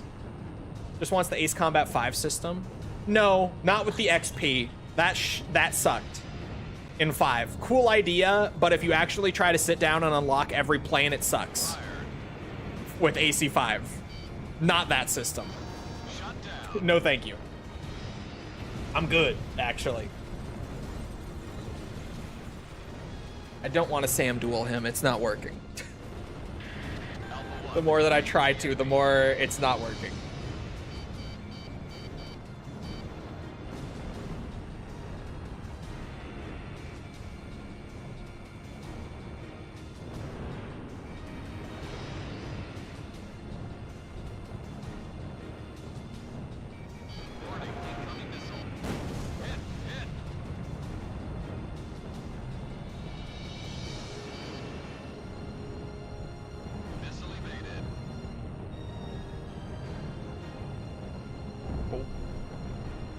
flak ceiling claims another.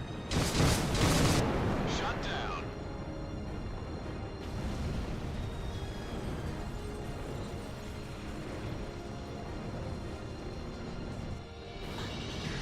Alpha 1, engage the enemy.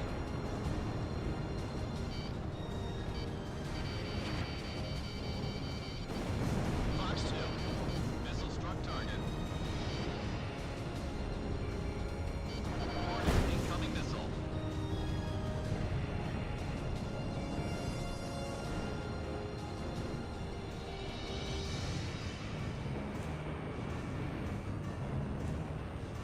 Ooh, I just like scratched the ceiling.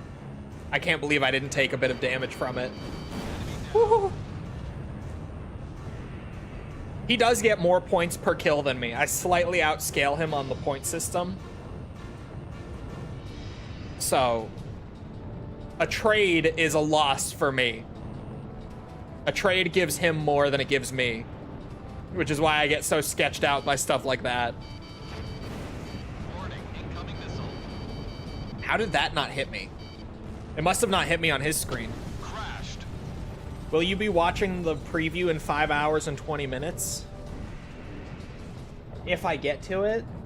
It's genuinely, and I'm not like trying to doom post on it or anything. It's just legitimately not something that I'm like itching to watch. I know I'm not playing the game until like a year after it comes out anyway, so I'm not like in a rush to see more of it. It's just not even really on my radar for this fall.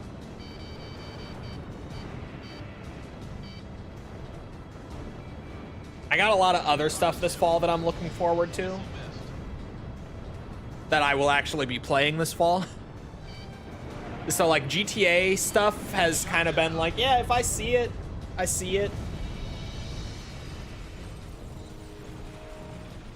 But I'm not really sitting here anxious to see more of it. Alpha 1, engage the enemy. Like even the leaks, I've stopped watching the leaks. I've kind of lost interest.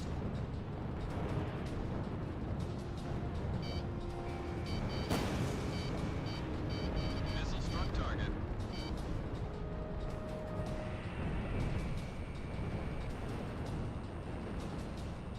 Plus, I'm more of a Red Dead guy than a GTA guy when it comes to Rockstar stuff.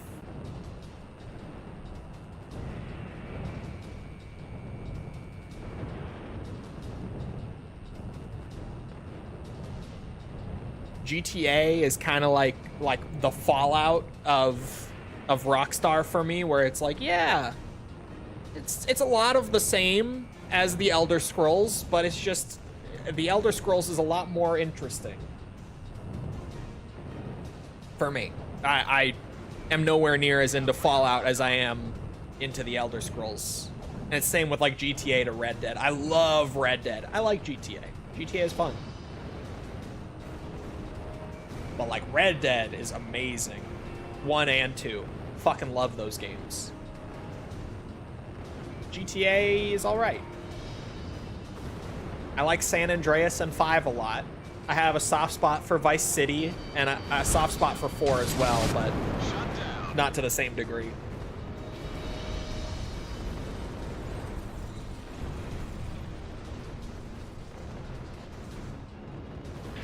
That flak ceiling, man. Like, I think I'm fine, and then I hit it, and it fucks my shit up.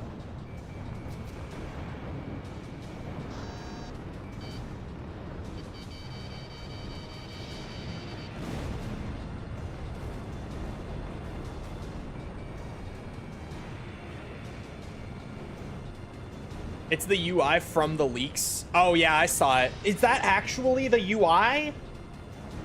Bro, I thought that was like placeholder, because the build that he has is allegedly from last year.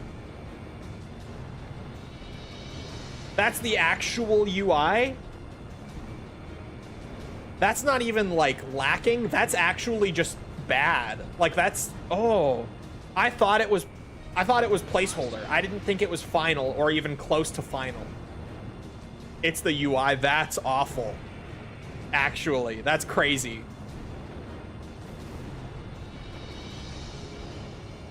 I legit thought that that was like, that's all I can say. I thought that was not final. I thought that was the work in progress UI. Like the we still need to polish it up later UI. That's crazy that that is actually what they went with.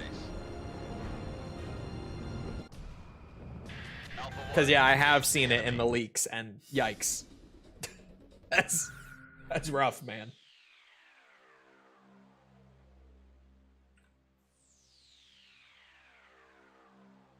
That game upset me. Why? Why? Did you not feel like you could outturn the Tomcat? Oh, I texted something in chat and got killed for it.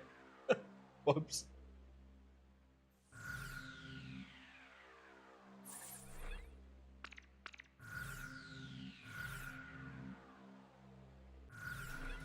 To be fair, we would have about tied if I was 1 kill shorter.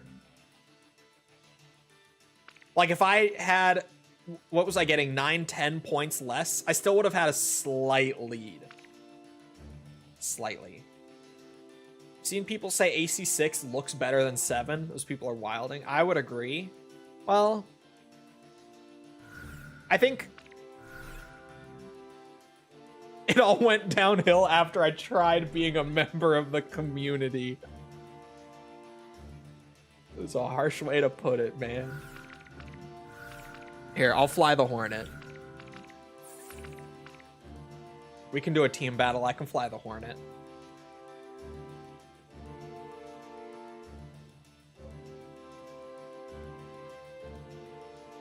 I think probably what those people are getting at, I would assume, is that 6 has like a more interesting visual direction than 7.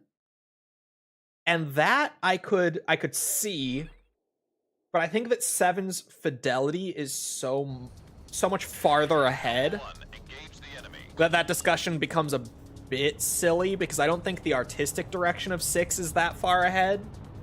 I think it is probably a little more interesting, but not like miles more interesting or anything, you know?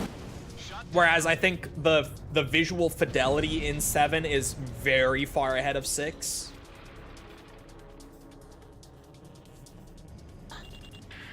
Alpha 1, engage the enemy.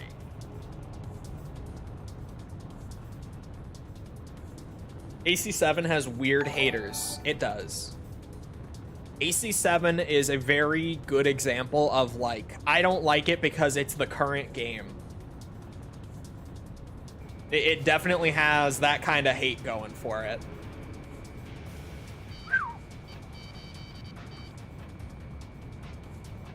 I did not expect him to start zipping around like that.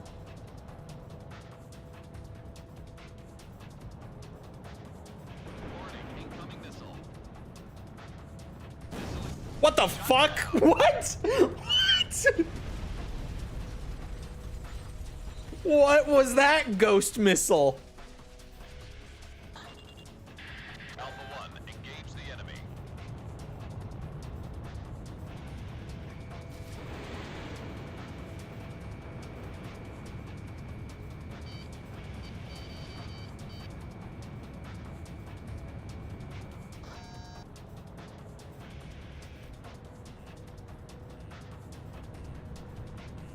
Xbox Ones are like $50 now. Are they really that cheap? I mean, I would get one for that.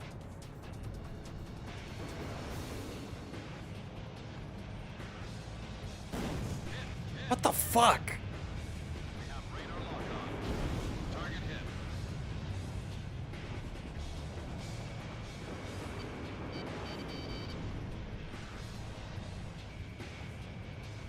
It's so weird because Valentine and I normally have a really good connection to one another, but then we just randomly will have a game of like the most insane ghost missiles one way or the other. Like sometimes I'm on the receiving end, sometimes he's on the receiving end. Missile missed. Missile evaded. It's kind of crazy that just, it doesn't even seem like it's completely dependent on our connection to each other. It seems like there's some other weird factor that sometimes goes wacky. That trade was crazy. That was so well timed for Valentine. That looked like I had the cleanest lineup for an easy kill, and he somehow timed the shot perfectly. Serious switch then? Hey. Who said such a thing?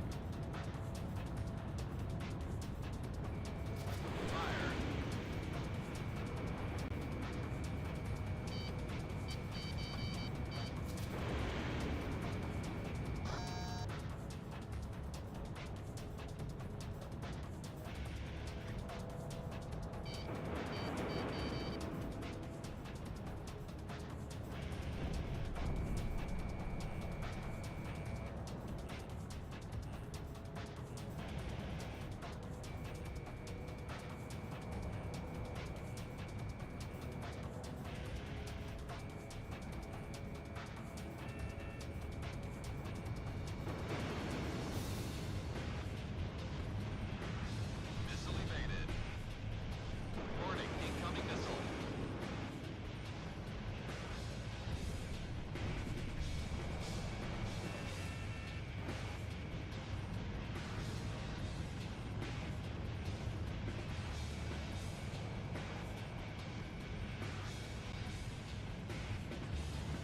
I'm so sick of the dual sense. Stick drift. Another one bites the dust. Huh?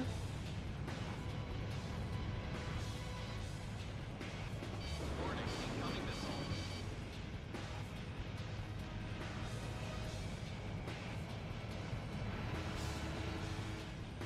I bought 2 DualSense controllers that both broke. Or didn't fully break, but like wore out pretty hard within a few months, and I'm never gonna buy another one. Genuinely. I'm not buying another DualSense ever. I love that controller, but oh my god, they break so fast. They wear out so quickly. Missile evaded. Especially the thumbsticks. They are not built to last.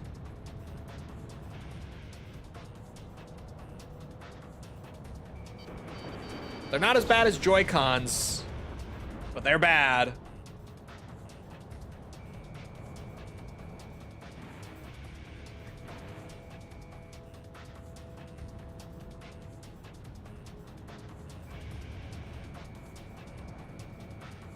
Eight-bit dough are the controller kings. I had an 8-bit dough that also wore out on me. It took longer, but it wore out. Genuinely, and I bought another one not too long ago because of this. The one controller that I have consistently found lasts the longest before it starts to wear out in any fashion is the DualShock 4.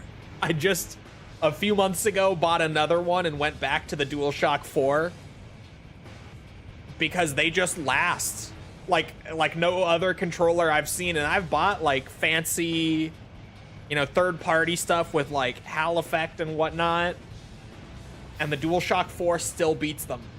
It's crazy. We have radar lock on. Although I will say the Xbox One controllers are pretty good too, for like reliability. Reporting incoming missile. Not quite as good as the DualShock 4, but the Xbox Ones last a long time as well.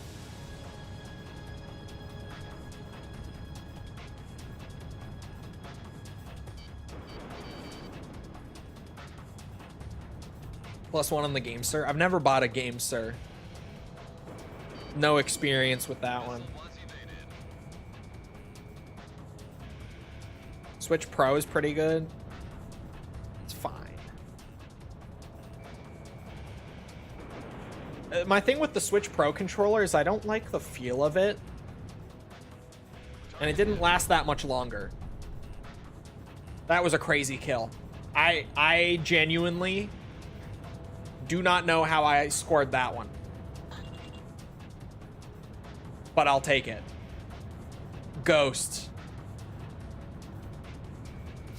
Fire.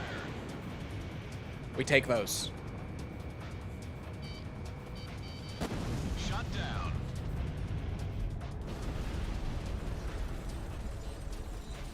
Has a nice D-pad? It does. It does have a nice D-pad. Engage the enemy. And I'm a sucker for a nice D-pad. I'm on a Series X controller right now, which is what I use for my Xbox One. One of the worst D-pads ever. Holy fuck, it's terrible. Thankfully, I'm not really using it for this game much at all because I hate it. I really strongly dislike the Xbox Series X D-pad.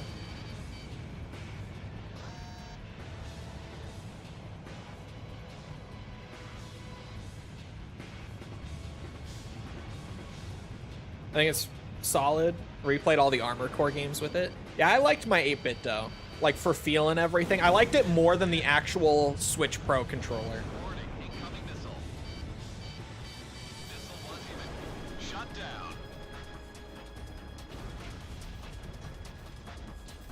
What do you mean?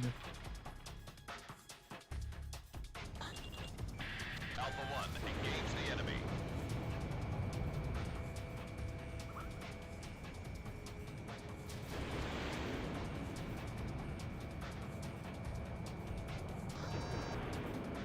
Did y'all see that standard missile curve like that? I don't know if it looked normal on Valentine's screen. It didn't look normal at all on mine. That shit looked like a locked on Sam shot, but then came back as just a standard missile.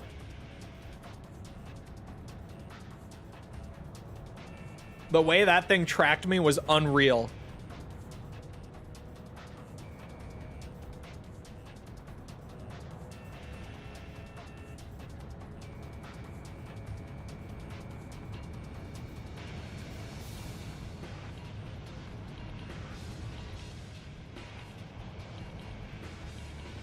Bitch. Stage complete. Damn. All aircraft return to base. I'm not crazy, right? Alpha 1, engage the enemy. I know I'm not crazy. That missile tracking was insane.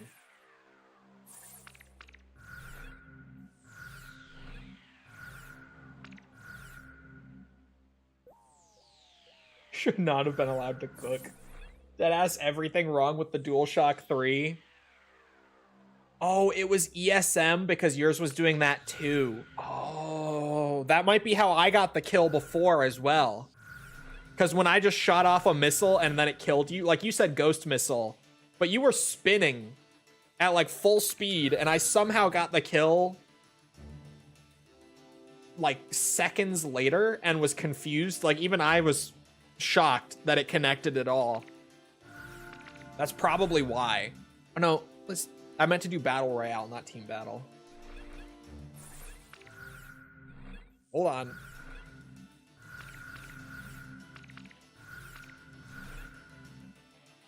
Made our standards qualms. Yeah, okay, that would make a little more sense that it was the ESM.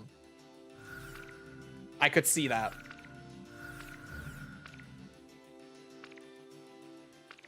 No siege? No siege. Not yet. Siege is the mode that we have the most progress in right now. So as much as I enjoy banging it out, I'm trying to pull the others up a little more too.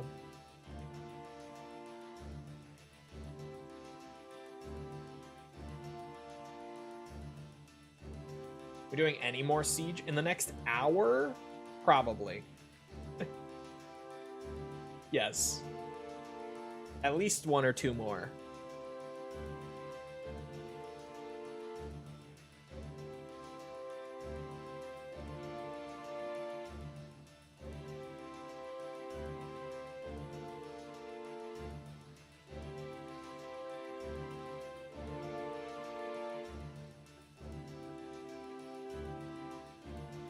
Think about the euphoria of finishing off one of the modes. I mean, yes, but then it's like... It's kind of bittersweet to get a mode completely checked off and then still have a lot of progress to go on the others. Because then it's like, oh, it's going to be a lot of playing just those other ones.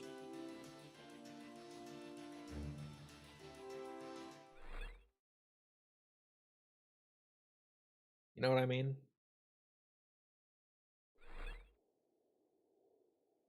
It's not even sweat. I mean, I sometimes sweat. But it is true that for me and Valentine, it's mostly just that we've played so many hours of Ace Combat. It is sort of just a genuine, like, yeah, you play for this long, this is what ends up happening sort of thing. Only Battle Royale for months, exactly. Like, it's a double-edged sword when you cross off a mode fully. Watch out, the enemy has a lock on you.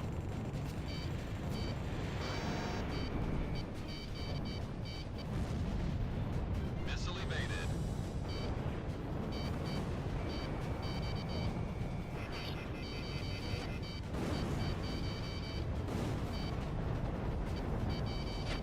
Holy shit! Warning, incoming missile. That one on my screen went past me and then blew up and hit me. Okay. Missile missed. Alpha 1, engage the enemy.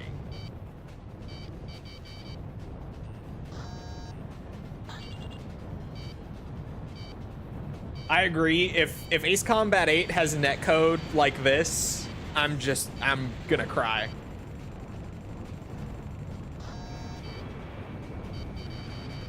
And to be honest, I don't know if it's looking so hot because 7 has netcode like this too. They could fix it. They absolutely could. You know, big new game, taking so many years, but like, literally all of them have been like this so far. Radar lock.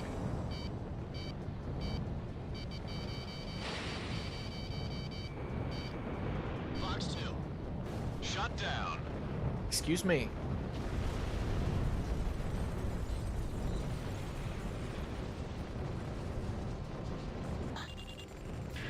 Infinity's netcode is pretty good. I said what I said.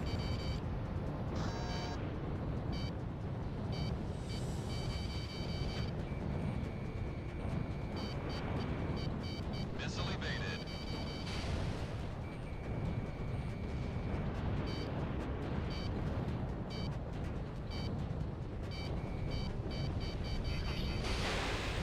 Crashed.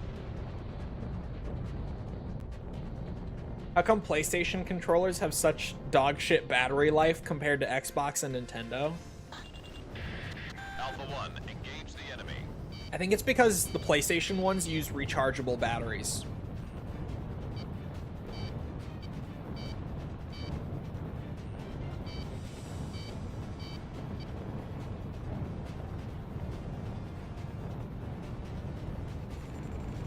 Fired.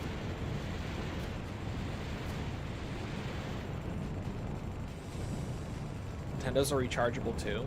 Oh.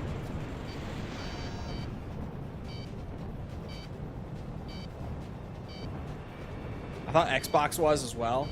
No, Xbox, you can get like rechargeable packs, but they're not standard for like any of them. I'm on a Series X controller right now that does not have rechargeable batteries. But the battery life is really good. Like it's AA batteries, just 2 AA's. But like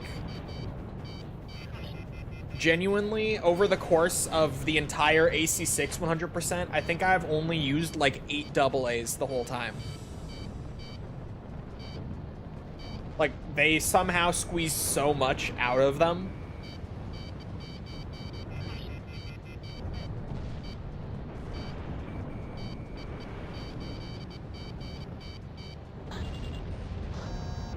What the fuck?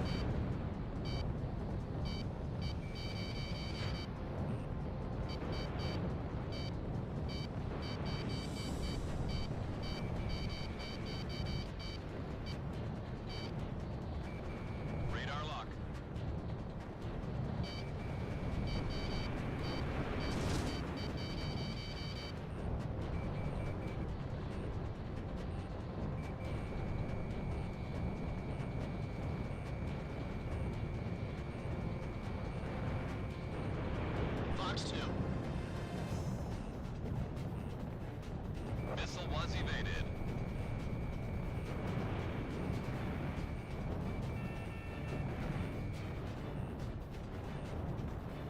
It's gonna fly into the flag. Shut down. What? Only a hit on that? Come on, man.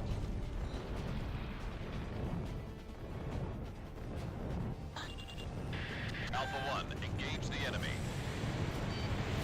Fire.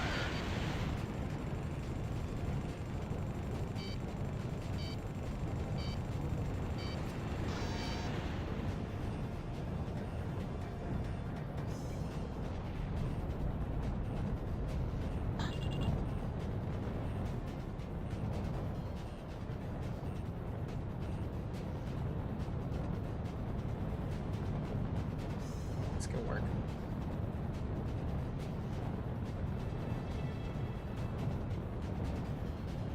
It is true though, Rebel said it. They do more fancy stuff in the controllers, Sony, that ends up eating more battery life.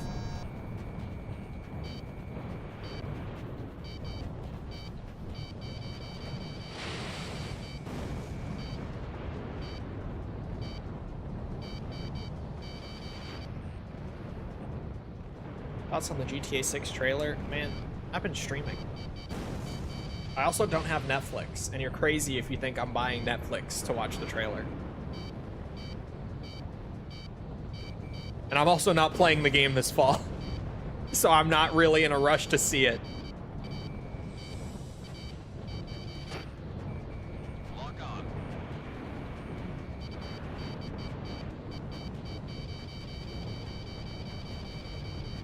Missile missed. What is in these man's semen? Question.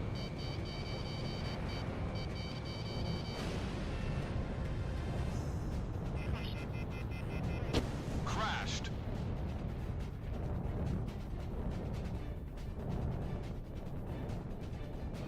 I'm honestly shocked how many people in chat watched the trailer, because I remember when they announced the Netflix thing, like, the general reaction was, oh man, fuck that, I'm not gonna watch it on Netflix. But it seems like everyone watched it on Netflix.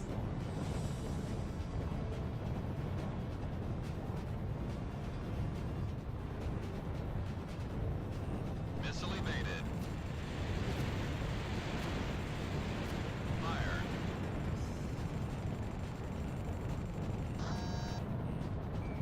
Lock on. From what I've seen, if you played RDR2, then you've played GTA 6. I would kind of believe that. Because, like, from what the leaks looked like, it really looked like GTA 5, but with the... What's it? The, like, NPC design and stuff from RDR2.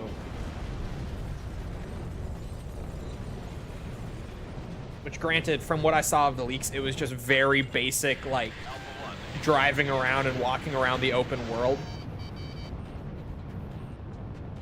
But that's kind of what it looked like. Missile was evaded. They'll fold it in no time. Yeah. I also saw that the like PSN blackout or whatever was not very successful because not many people actually did it. Despite Shut down. the overwhelming amount of people saying they were gonna do it, apparently not many people actually did it.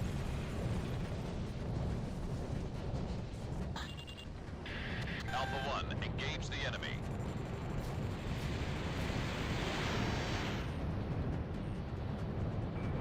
We have radar lock on.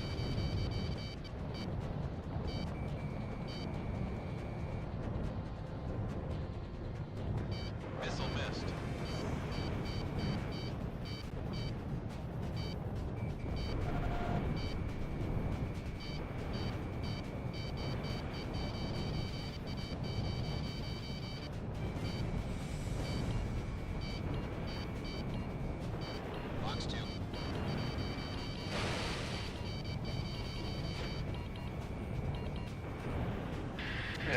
brutal. All aircraft return to base. That was just a brutal match. Alpha 1, engage the enemy. Alright, Valentine. We go again, but I'm bringing my secret weapon.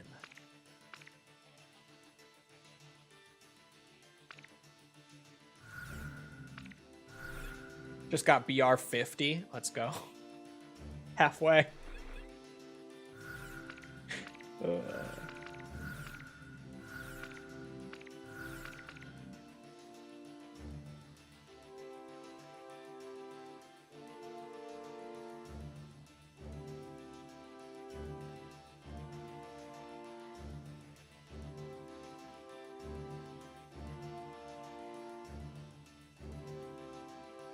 I bet the trailer's or the preview is already on YouTube.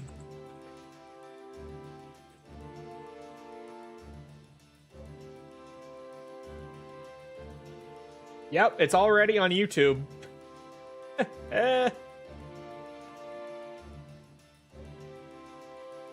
Incredible. Never change, gaming community, never change. If you just go search it, there's like a fucking plethora of re-uploads straight from the Netflix broadcast. It's just a fucking page of them on YouTube already.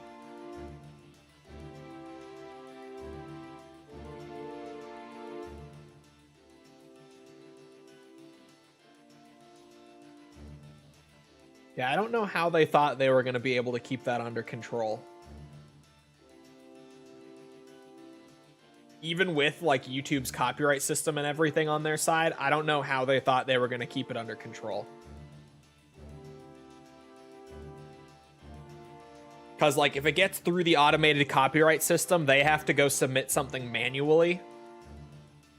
And unless they have like significant manpower at Rockstar dedicated to that today, there's going to be too many uploads going through for them to be able to keep up.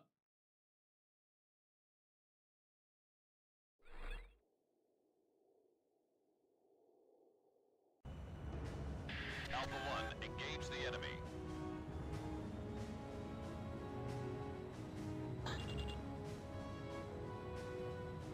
Which is pointless since they'll upload it to YouTube soon, so who cares?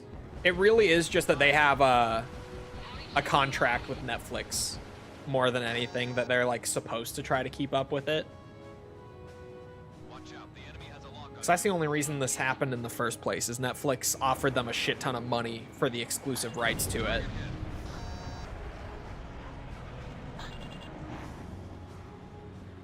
Missile was evaded. Like, this wasn't necessarily Rockstar's idea, it was just they accepted the bag, you know? Enemy down. I warned you, Valentine. My secret weapon. The A-10. Warning, incoming missile. I have long been known as the GOAT A-10 pilot. Holy fuck, the AI planes are gonna kill me.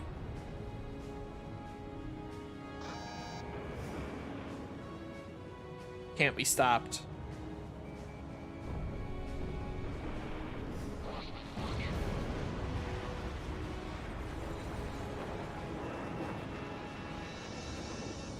Careful now, they're tracking you on radar.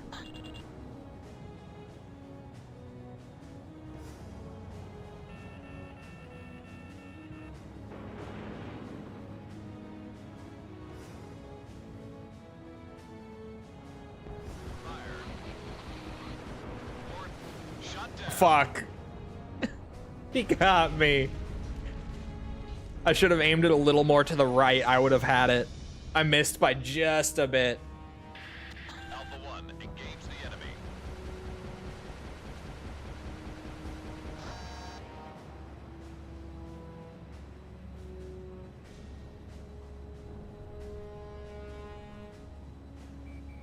Radar lock.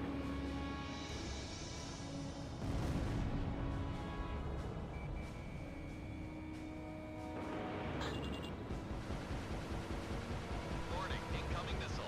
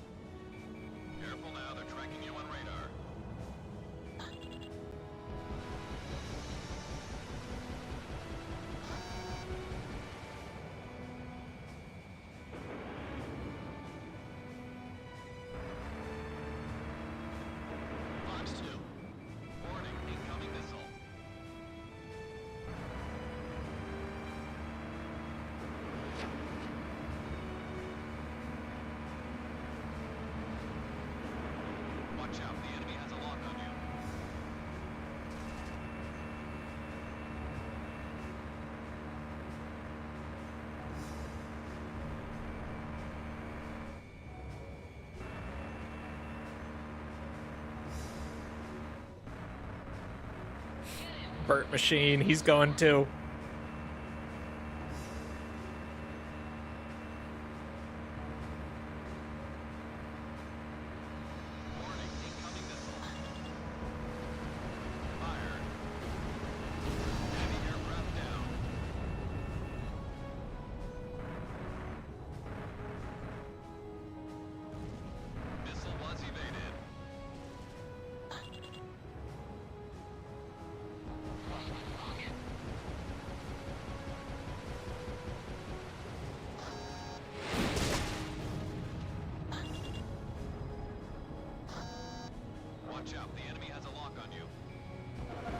How do you not stall? I do constantly.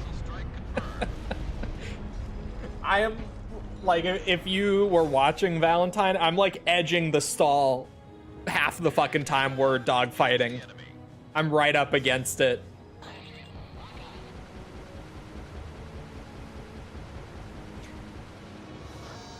I am constantly stalling.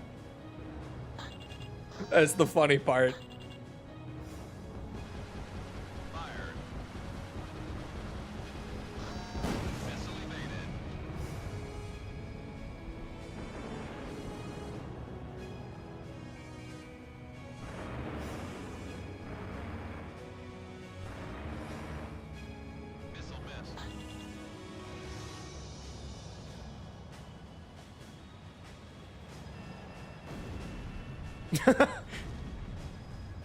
The AI planes are ruthless when you're not in a fast plane on this one. They were fucking me up earlier too. Oh, there they are.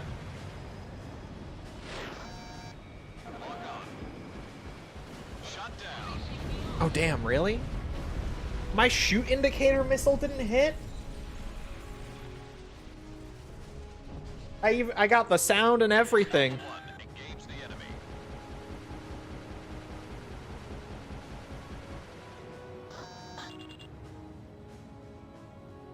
Careful now, they're tracking you on radar. Warning, incoming missile. Fired. Fuck those planes.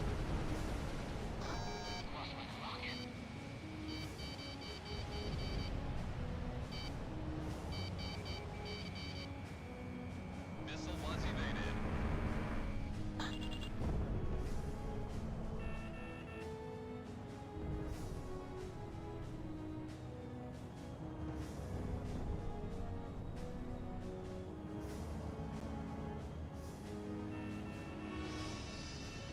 Watch out, the enemy has a lock on you.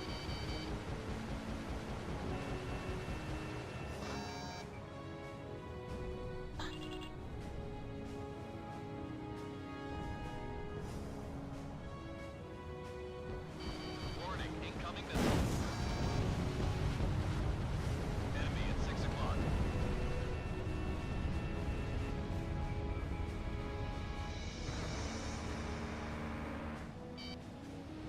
Careful now, they're tracking you on radar. Fired. Hit. Shot down. Shit, the AI planes. That's unfortunate. The easiest aerial fortress in an A10. Valen? Or Lego? Get your ass on AC6. It stole my kill. It did. I thought it was you at first. I thought you had gotten me, and then I saw it was the fucking F2A.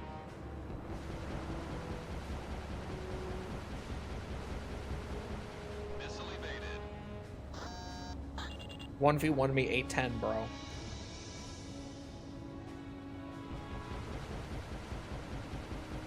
Keep an eye on your 6 o'clock.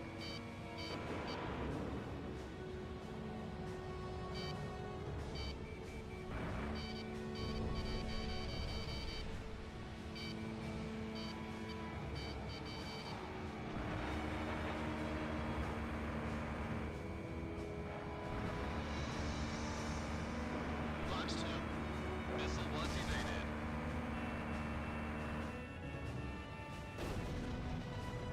Careful now, they're tracking you on radar. No, it was actually really funny. I don't know if I told this story before, I may have. At the Ace Combat 8 event, when they did like the tournament style thing during the dinner portion of it, there was one journalist, and I spoke to him, but I don't think I ever got his name, and I don't really remember what outlet he was with either. But he decided that he would participate just for the hell of it, and he went up the same round as me, and he flew the A10 for the score challenge, the score race on one of the single player missions. And the commentators there were both like, oh, an A10, all right, now we're getting a little spicy, because most people were flying like the Tomcat or the Su-33, right? Like, I flew the Su-33, and I think ACF did as well. And we were like the entire top 5 leaderboard, just the two of us, right?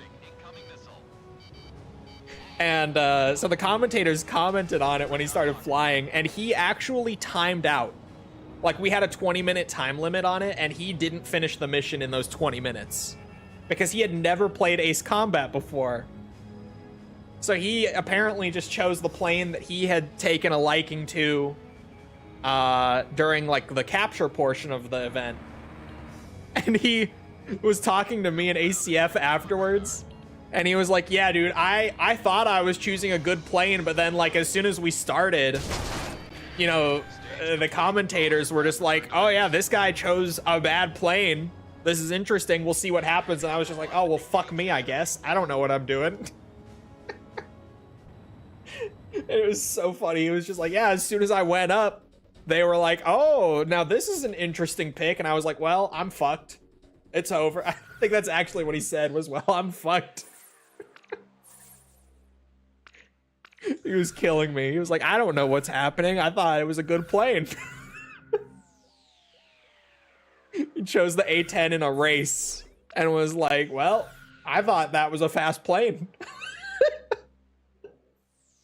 It was really fun talking to so many people at that event who had never played Ace Combat and were literally just trying it for the first time that day. Most of them had a blast, but all kind of had the same thing of like, I don't really know what I'm doing, but it's a good time.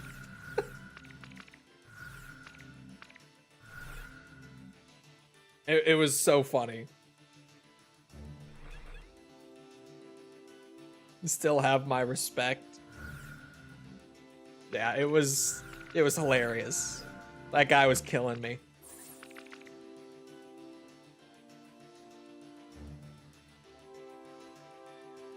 Good for the role it serves. Yeah. The reason they chose that mission was because it was a good mix of air-to-air and air-to-ground. It's, the mission they were doing the race on was mission 4. So it's sort of like that early game Ace Combat mission where, like, you know, you get some air-to-air mission in, like, the first 1 or 2, and then you get, like, pure air-to-ground pretty much in either mission 2 or 3.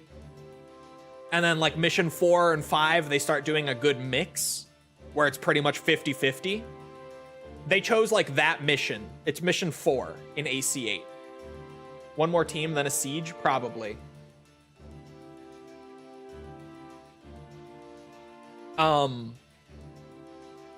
And so he, you know, was blowing through the air to ground for someone who had never played before, but then doing the dogfighting in an A10 as someone who's never played before. You know, he was playing with like simplified controls or whatever they're called, standard controls.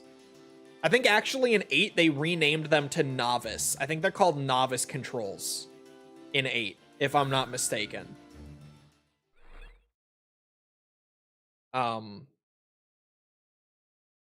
Yeah, it was rough for him.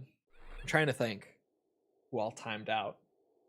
There was him, there was another journalist who timed out. I do know another creator, like off the top of my head, who timed out during the race, but I don't know if I wanna out him or them.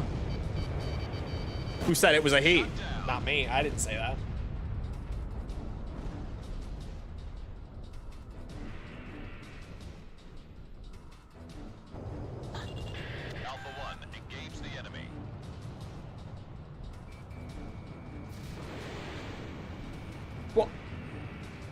He went back in the tunnel. The crazy bitch.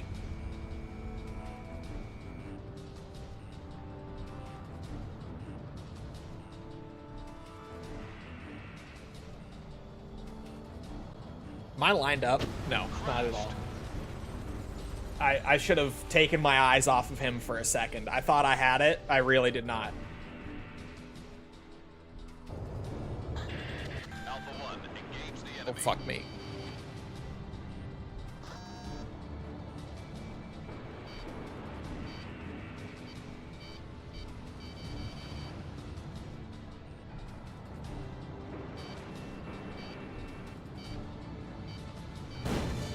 Ow. Oh my god. Bro, the thumbstick controls on the right stick in this game Missile was evaded. are so sensitive. Shut down. Whoa.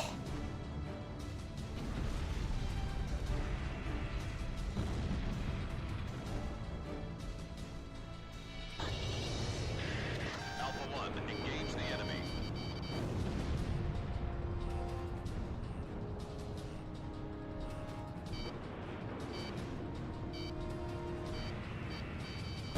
Oh, fuck me. Really?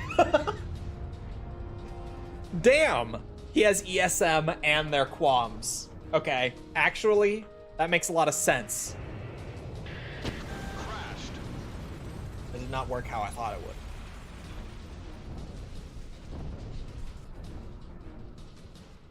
Broke sauce. Returns. Alpha 1, engage the enemy.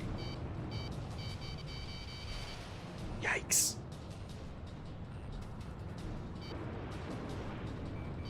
Radar lock.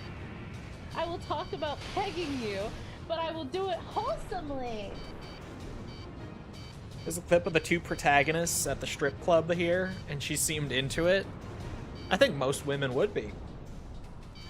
I feel like if False and I went, she would probably be more into it than me. To be real.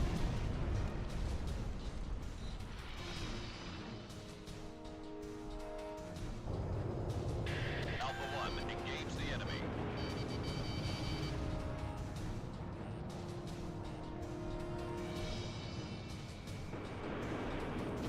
Missile evaded.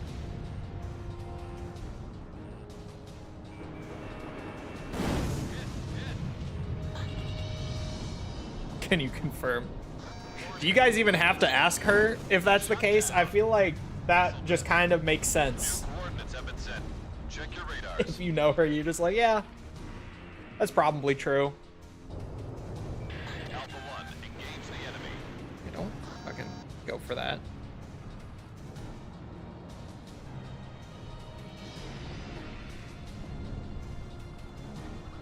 Nah, you're crazy if you think not. She ain't letting you near that. See, now that is probably true. She probably would not let me go in the first place. Radar lock. But hypothetically, if we did both go, she would enjoy it more than me, I bet. Crashed.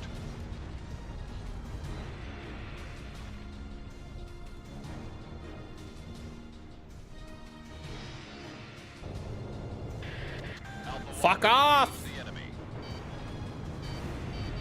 This is my spawn tunnel, man. Get out of my tunnel.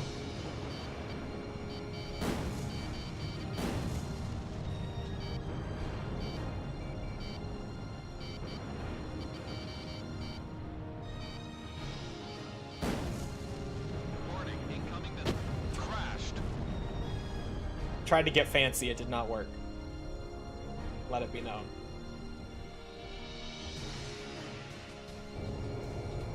Alpha 1, engage the enemy. Fuck off!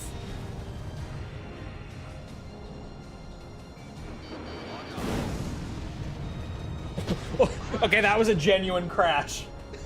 I was going so slow and so low, and those missiles threw me right into the ground. I swear, Valentine, that one was legit. That was not me. It was your missiles, man, I swear.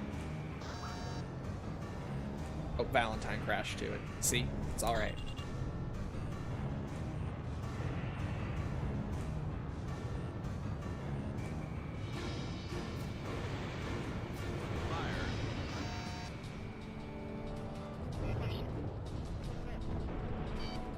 I had to turn off the camera lock for a second there. That was sketchy as fuck.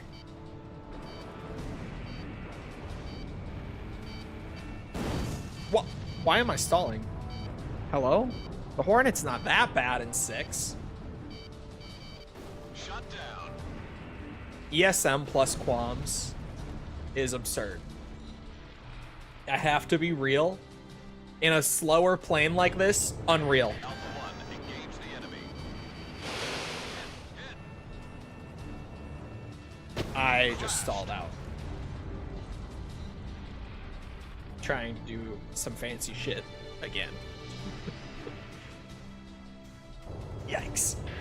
Alpha 1, engage the enemy.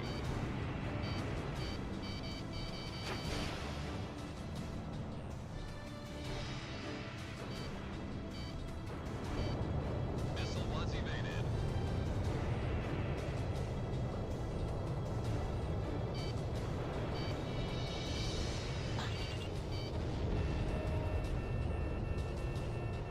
New coordinates have been set.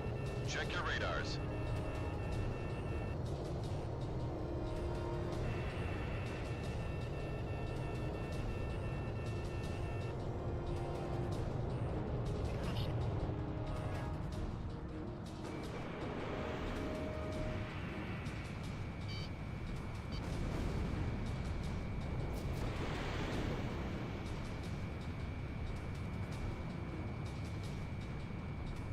Enemy aircraft down.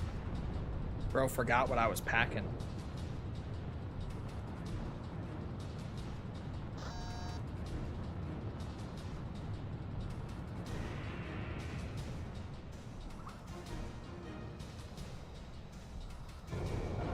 Box 2.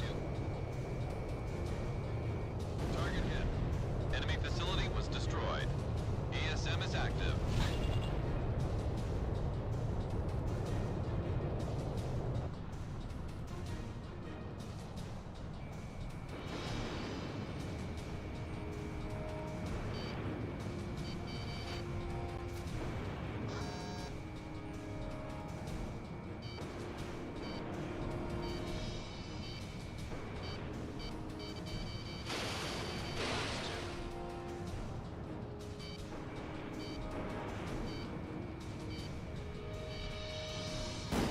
Ooh, Shut down.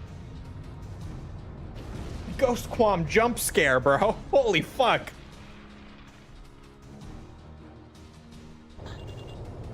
Alpha 1, engage the enemy.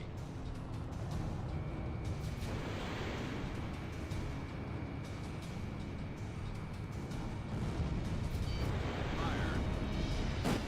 Shut Whoa. down.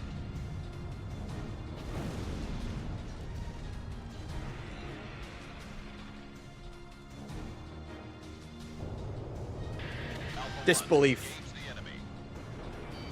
Sheer disbelief. Shut down. One of them went past me and then killed me. Alpha 1, engage the enemy.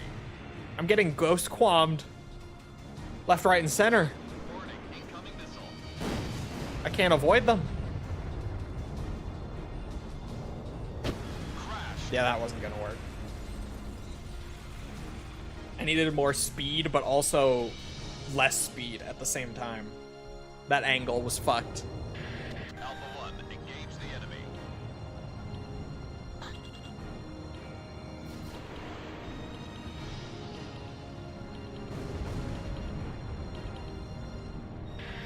Stage complete. That was some crazy shit, man. That was actual crazy shit. Alpha 1, engage the enemy. Fire. All right.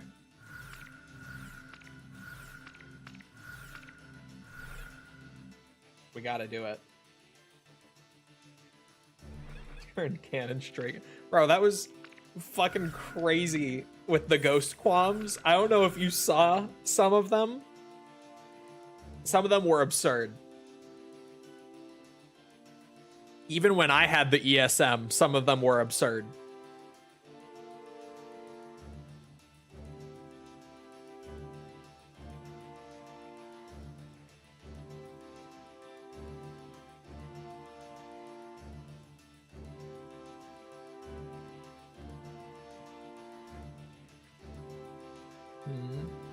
You said it was on base PS5, the presentation, right?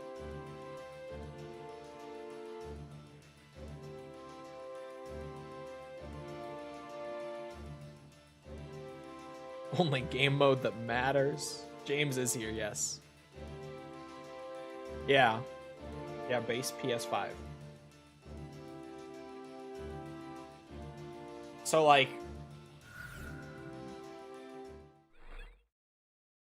Are we really at a point where we're shocked about 1080p 30 FPS on PS5?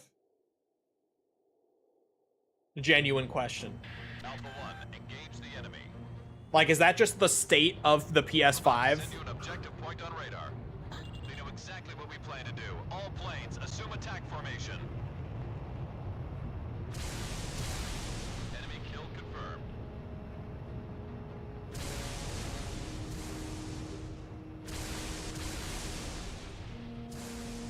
Altitude launch. Fire.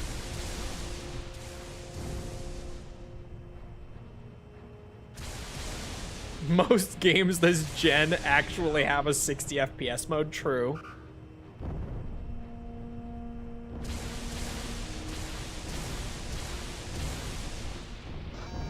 Lock on. Watch out, the enemy has a lock on you.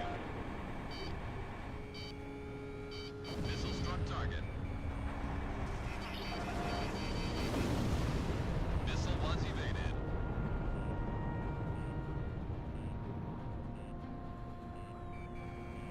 Box 2. Might be so it looks good on presentation. I mean, if there were dynamic resolution moments, then it probably couldn't hit 60. Like, if there are noticeable resolution dips to hold the 30 FPS, On to another airspace. then it probably isn't hitting 60 on PS5 standard. Now they're tracking you on radar. Like, even if they tried to force it, Operation it Charlie, complete. would probably be a You're mess, doing great. Continue on with the mission. to be honest. Pretty old by now by computer part standards, that's true. Operation Alpha complete. I'm just... Enemy forces within Operation Airspace have been I mean, eliminated. Nice work. I know that I'm a PC guy, but the whole reason that I jumped to PC was because the general standard that the console market was being held to was so shit Kill confirmed. that I just decided I was done with it. Special weapons running low. And like, the fact that a system released in 2020 is surprising us by holding a stable 30 FPS at 1080p.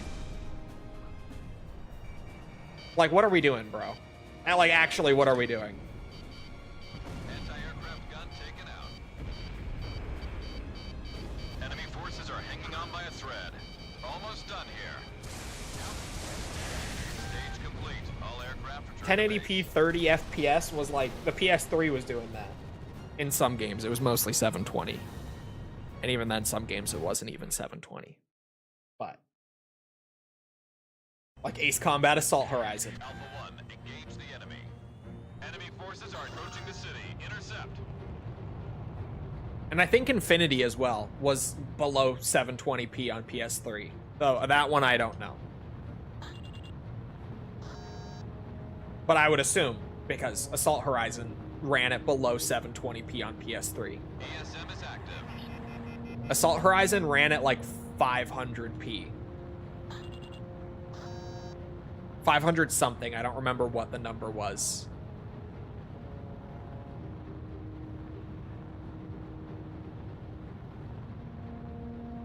Just Crysis again. They pushed the boat further than the consoles can handle. Yeah, but like Crysis was 2007. And it was a PC game. And it did get a console port, but like Crysis didn't actually have a huge effect on the console generation, you know?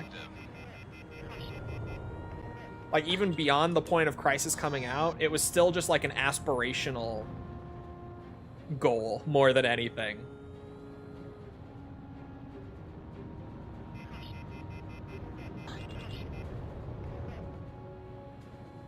It feels like this gen has been like the Crysis thing if Crysis just immediately became the standard of all the games coming out. You know what I mean? It was 100% built for the next gen. I don't know, dude. Because like I would love to say that, but we said the same thing about Red Dead 2. And then Red Dead 2 never got like a next gen upgrade. The PC version came out. I feel like realistically the Rockstar games are just built for PC at this point. Now that I say that out loud, I feel like they're actually just making their games for PC at this rate. And then whatever the console gets is like whatever the console gets. You know what I mean?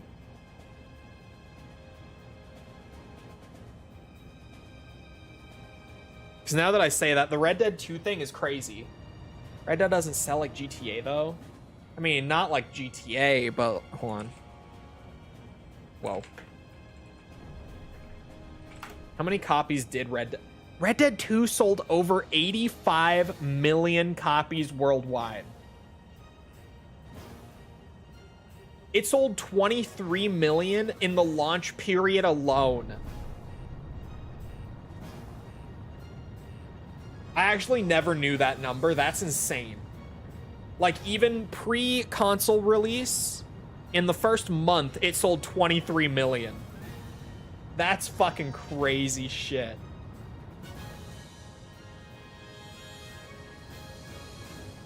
And they never gave it a next-gen upgrade.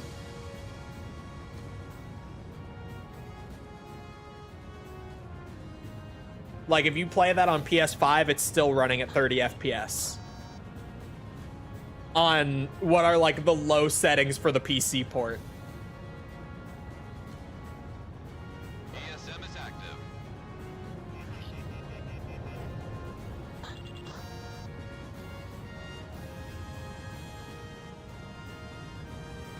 Rockstar just do things at glacial speeds.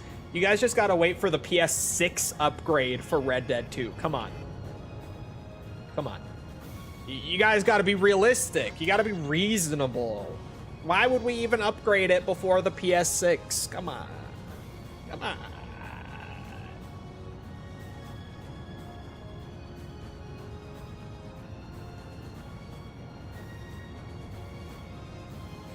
Red Dead 2 on PC nowadays, incredible though.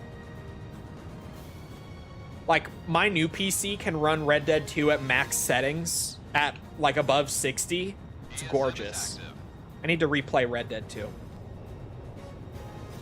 Actually, that would be great. I should replay Red Dead 2.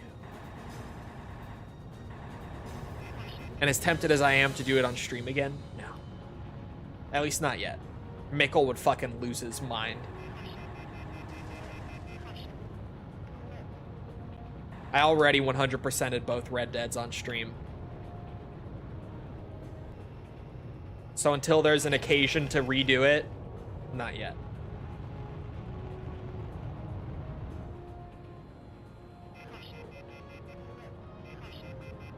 Master Collection dropped today? Yes, Master Collection release was today. How long did RDR2 take to 100%? It was about 130 hours.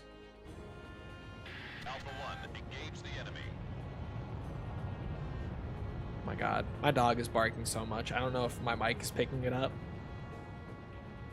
Or sorry, no, not 130. It was about 150 for me. My bad. My math was off. It's funny, I still know the amount of streams that it took me to complete that game. I could still tell you, I did that in 2023. I don't hear her. Good. She's barking like crazy down there. I don't know what's happening. I 100, or no, that was 2022. It was 2022 I did Red Dead 2 on stream. And I could still tell you it was 52 streams to complete it. I'd love to 100% RDR2, but it's kind of intimidating. It is so good. There are parts of the 100% that aren't great. Like, there are some hunting challenges and some gambling challenges that kind of suck. But it's still one of my favorite 100%s I've ever done. It's so fun.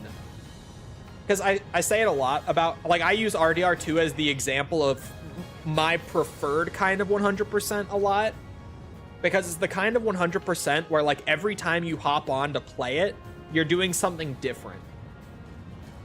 It's not like Ace Combat 6 is a great example of the worst kind, where every time you hop on, you're doing the same thing again and again and again for like over 100 hours.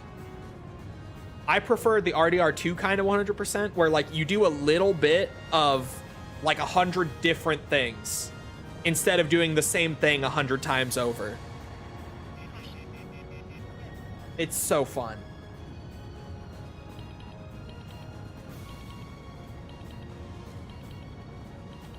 The Yakuza games are kind of like that, but it depends.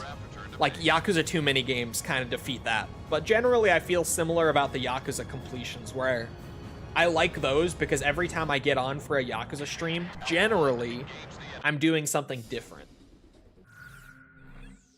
It's typically a different experience every stream.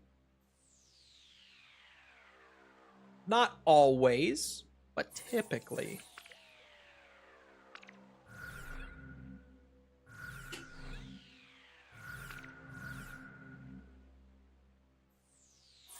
Aliens Fireteam Elite 2 dropped a few days ago. I saw. I looked at the Steam page after it came out, and I don't know why it would be getting this, but I did see that it's getting mixed reviews on Steam, at least in the launch period. Like, I looked maybe the day after it came out. I think it had been out for about 24-ish hours when I looked, and it was sitting at mixed reviews. Oh, performance. Okay. I was going to say, I have no idea what the deal is with that, but I saw it was sitting at mixed. Mostly performance. Unfortunate. I'm done. Understandable. Thank you, James. I was about to say, if it makes you feel better, we're at bleh, like siege battles remaining until we're totally done with it. But again, I don't want to say that until I'm really close to being done. I feel like it's more exciting if I don't constantly give exact numbers of like, okay, we have this many of this left.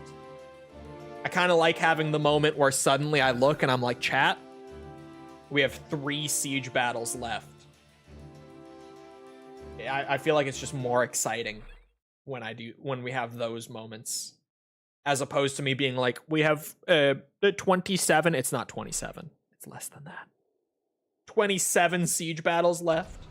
Like, it's not exciting when I count it down every single one, you know? The overall percentage is fine. Like, we said that last time when I talked about this, where like, I apologize for nothing. saying the overall percent completion at the beginning and end of each stream is kind of like the perfect middle ground where it, you know, lets you know how much progress is being made, but not to the point where it takes away from exciting stuff like that.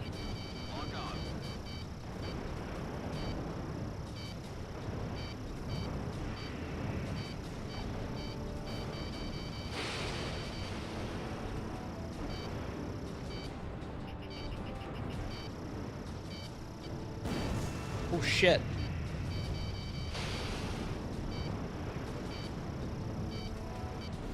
What? We got ghosts again. Great. Alpha 1, engage the enemy. Considering he was flying perfectly straight, I bet that was a ghost qualm for him too. So I will not complain.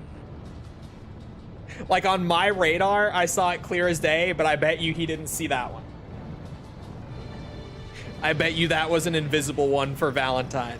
So I'll shut my mouth. I'll take the trade and try to get a legit kill here somewhere.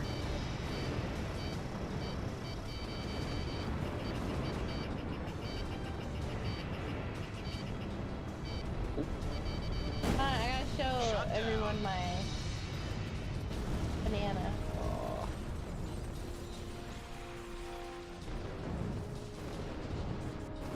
That wasn't even a ghost qualm. That one was my bad.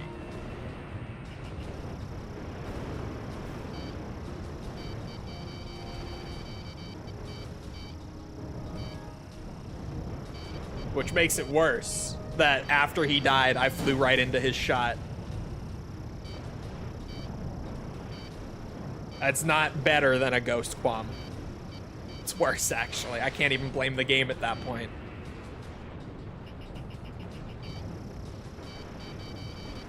Shut down. Damn. Am I just getting diffed this match? What is happening? Alpha 1, engage the enemy.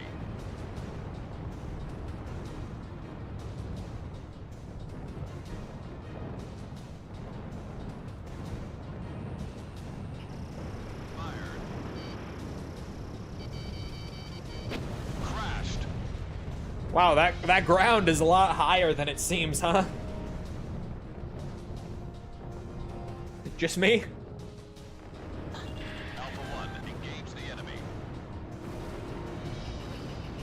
Radar lock.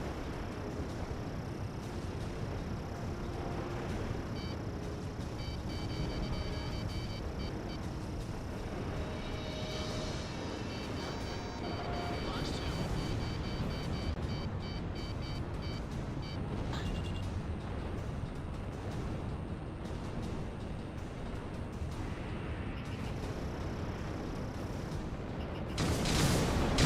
Oh. Shut down.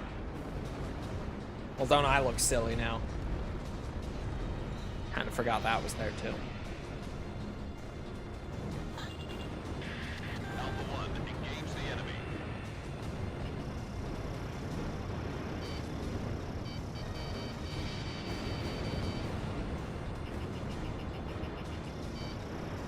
Also, because the game looks great. I know nothing about Blood of Dawnwalker, other than Bandai Namco has been pinging me left, right, and center about it.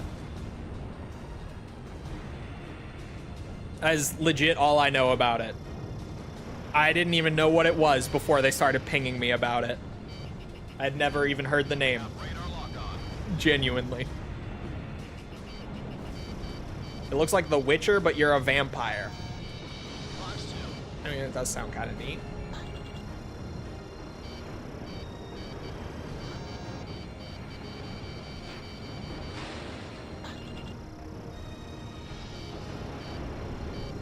The one that runs like doo-doo? Does it run like doo-doo?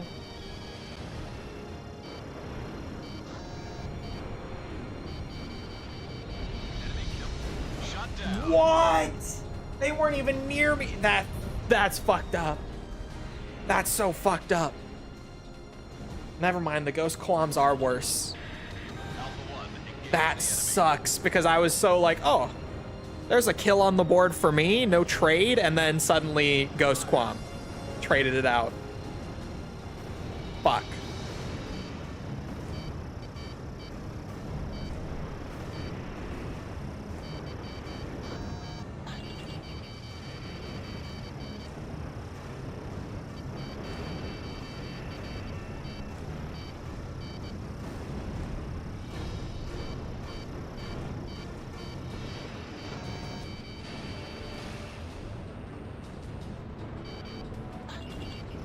Lock on.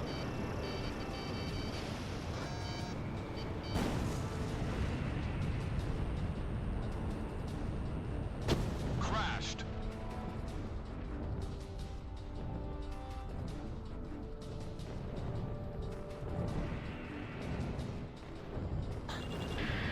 Alpha 1, engage the enemy.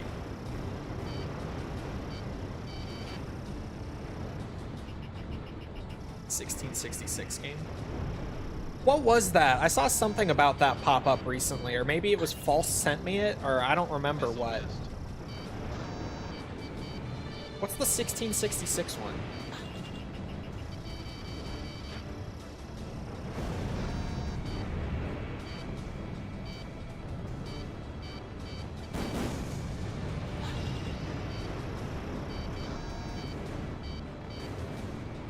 What is a man to do when he can't even trust his own radar in an ace combat game?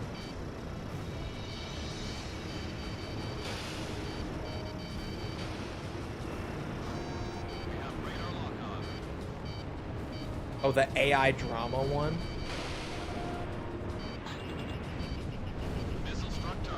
Is that maybe what I saw about it? I don't know, it doesn't ring a bell.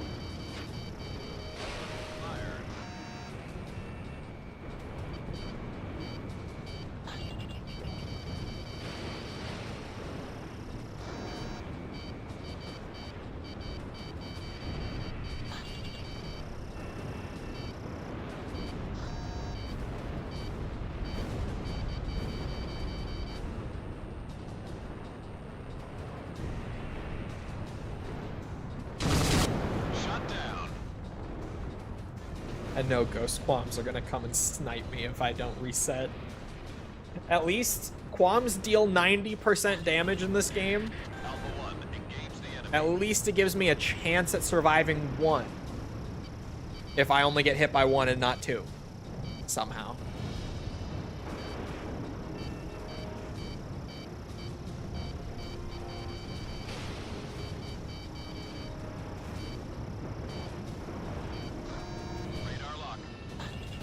Uh-oh, I'm stalling. Yeah. I get hit by two.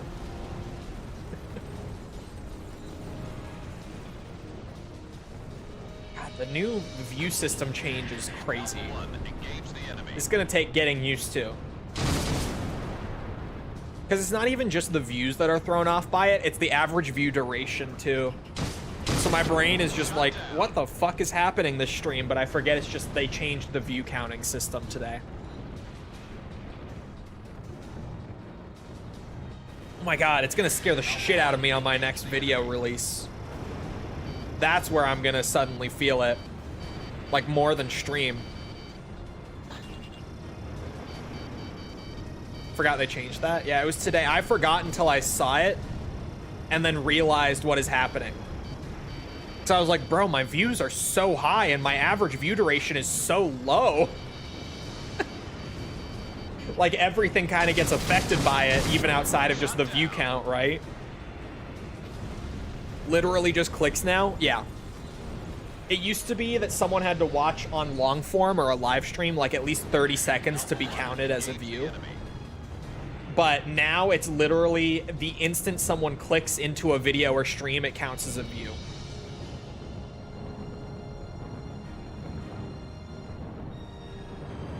Which is how it used to be before they moved to the engaged view model years ago in the first place. Like back on old YouTube, that's how it worked. So it's more just reverting back to what it used to be than something new.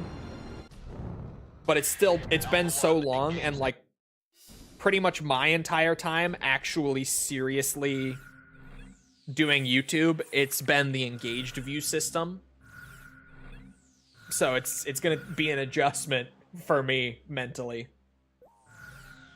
It does still track engaged views just separately. Not on the live stream dashboard, but in like deeper analytics it will. Ghost Qualms so bad they got us playing different. Bro, they were really bad that last like hour of today. Just out of nowhere, the Ghost Qualms got insane. They really got out of hand. I don't know what happened. Anyway, it is about that time, and we end at 78.15%. I would say, unironically, probably 6 to 7 streams to go. 6 or 7, even. Until Join Assault. We're getting somewhere. 78% is a good percent. Anyway, it is about that time. So, I hope you guys enjoyed. If you did enjoy and you haven't done so already, feel free to go ahead and leave a sub, follow, whatever, come back another time. We're doing this. We're doing all sorts of other stuff like Metal Gear, Resident Evil, Yakuza, all sorts of stuff. Come back for any of it. Also, if you enjoyed, leave a like. Helps out with the algorithm and stuff, so I would appreciate it. Thank you if you've done so already. Thank you if you're about to do so. If you're looking for links to anything else outside of Twitch or YouTube to engage with the community, check out links in the description below. Things like Twitter, Discord server, whatever. Those are all down there. Other than that, though, once again, I hope you guys enjoyed. I hope to see you always back here next time. I hope you all have a good rest of your day. Thank you for coming to the stream, and goodbye.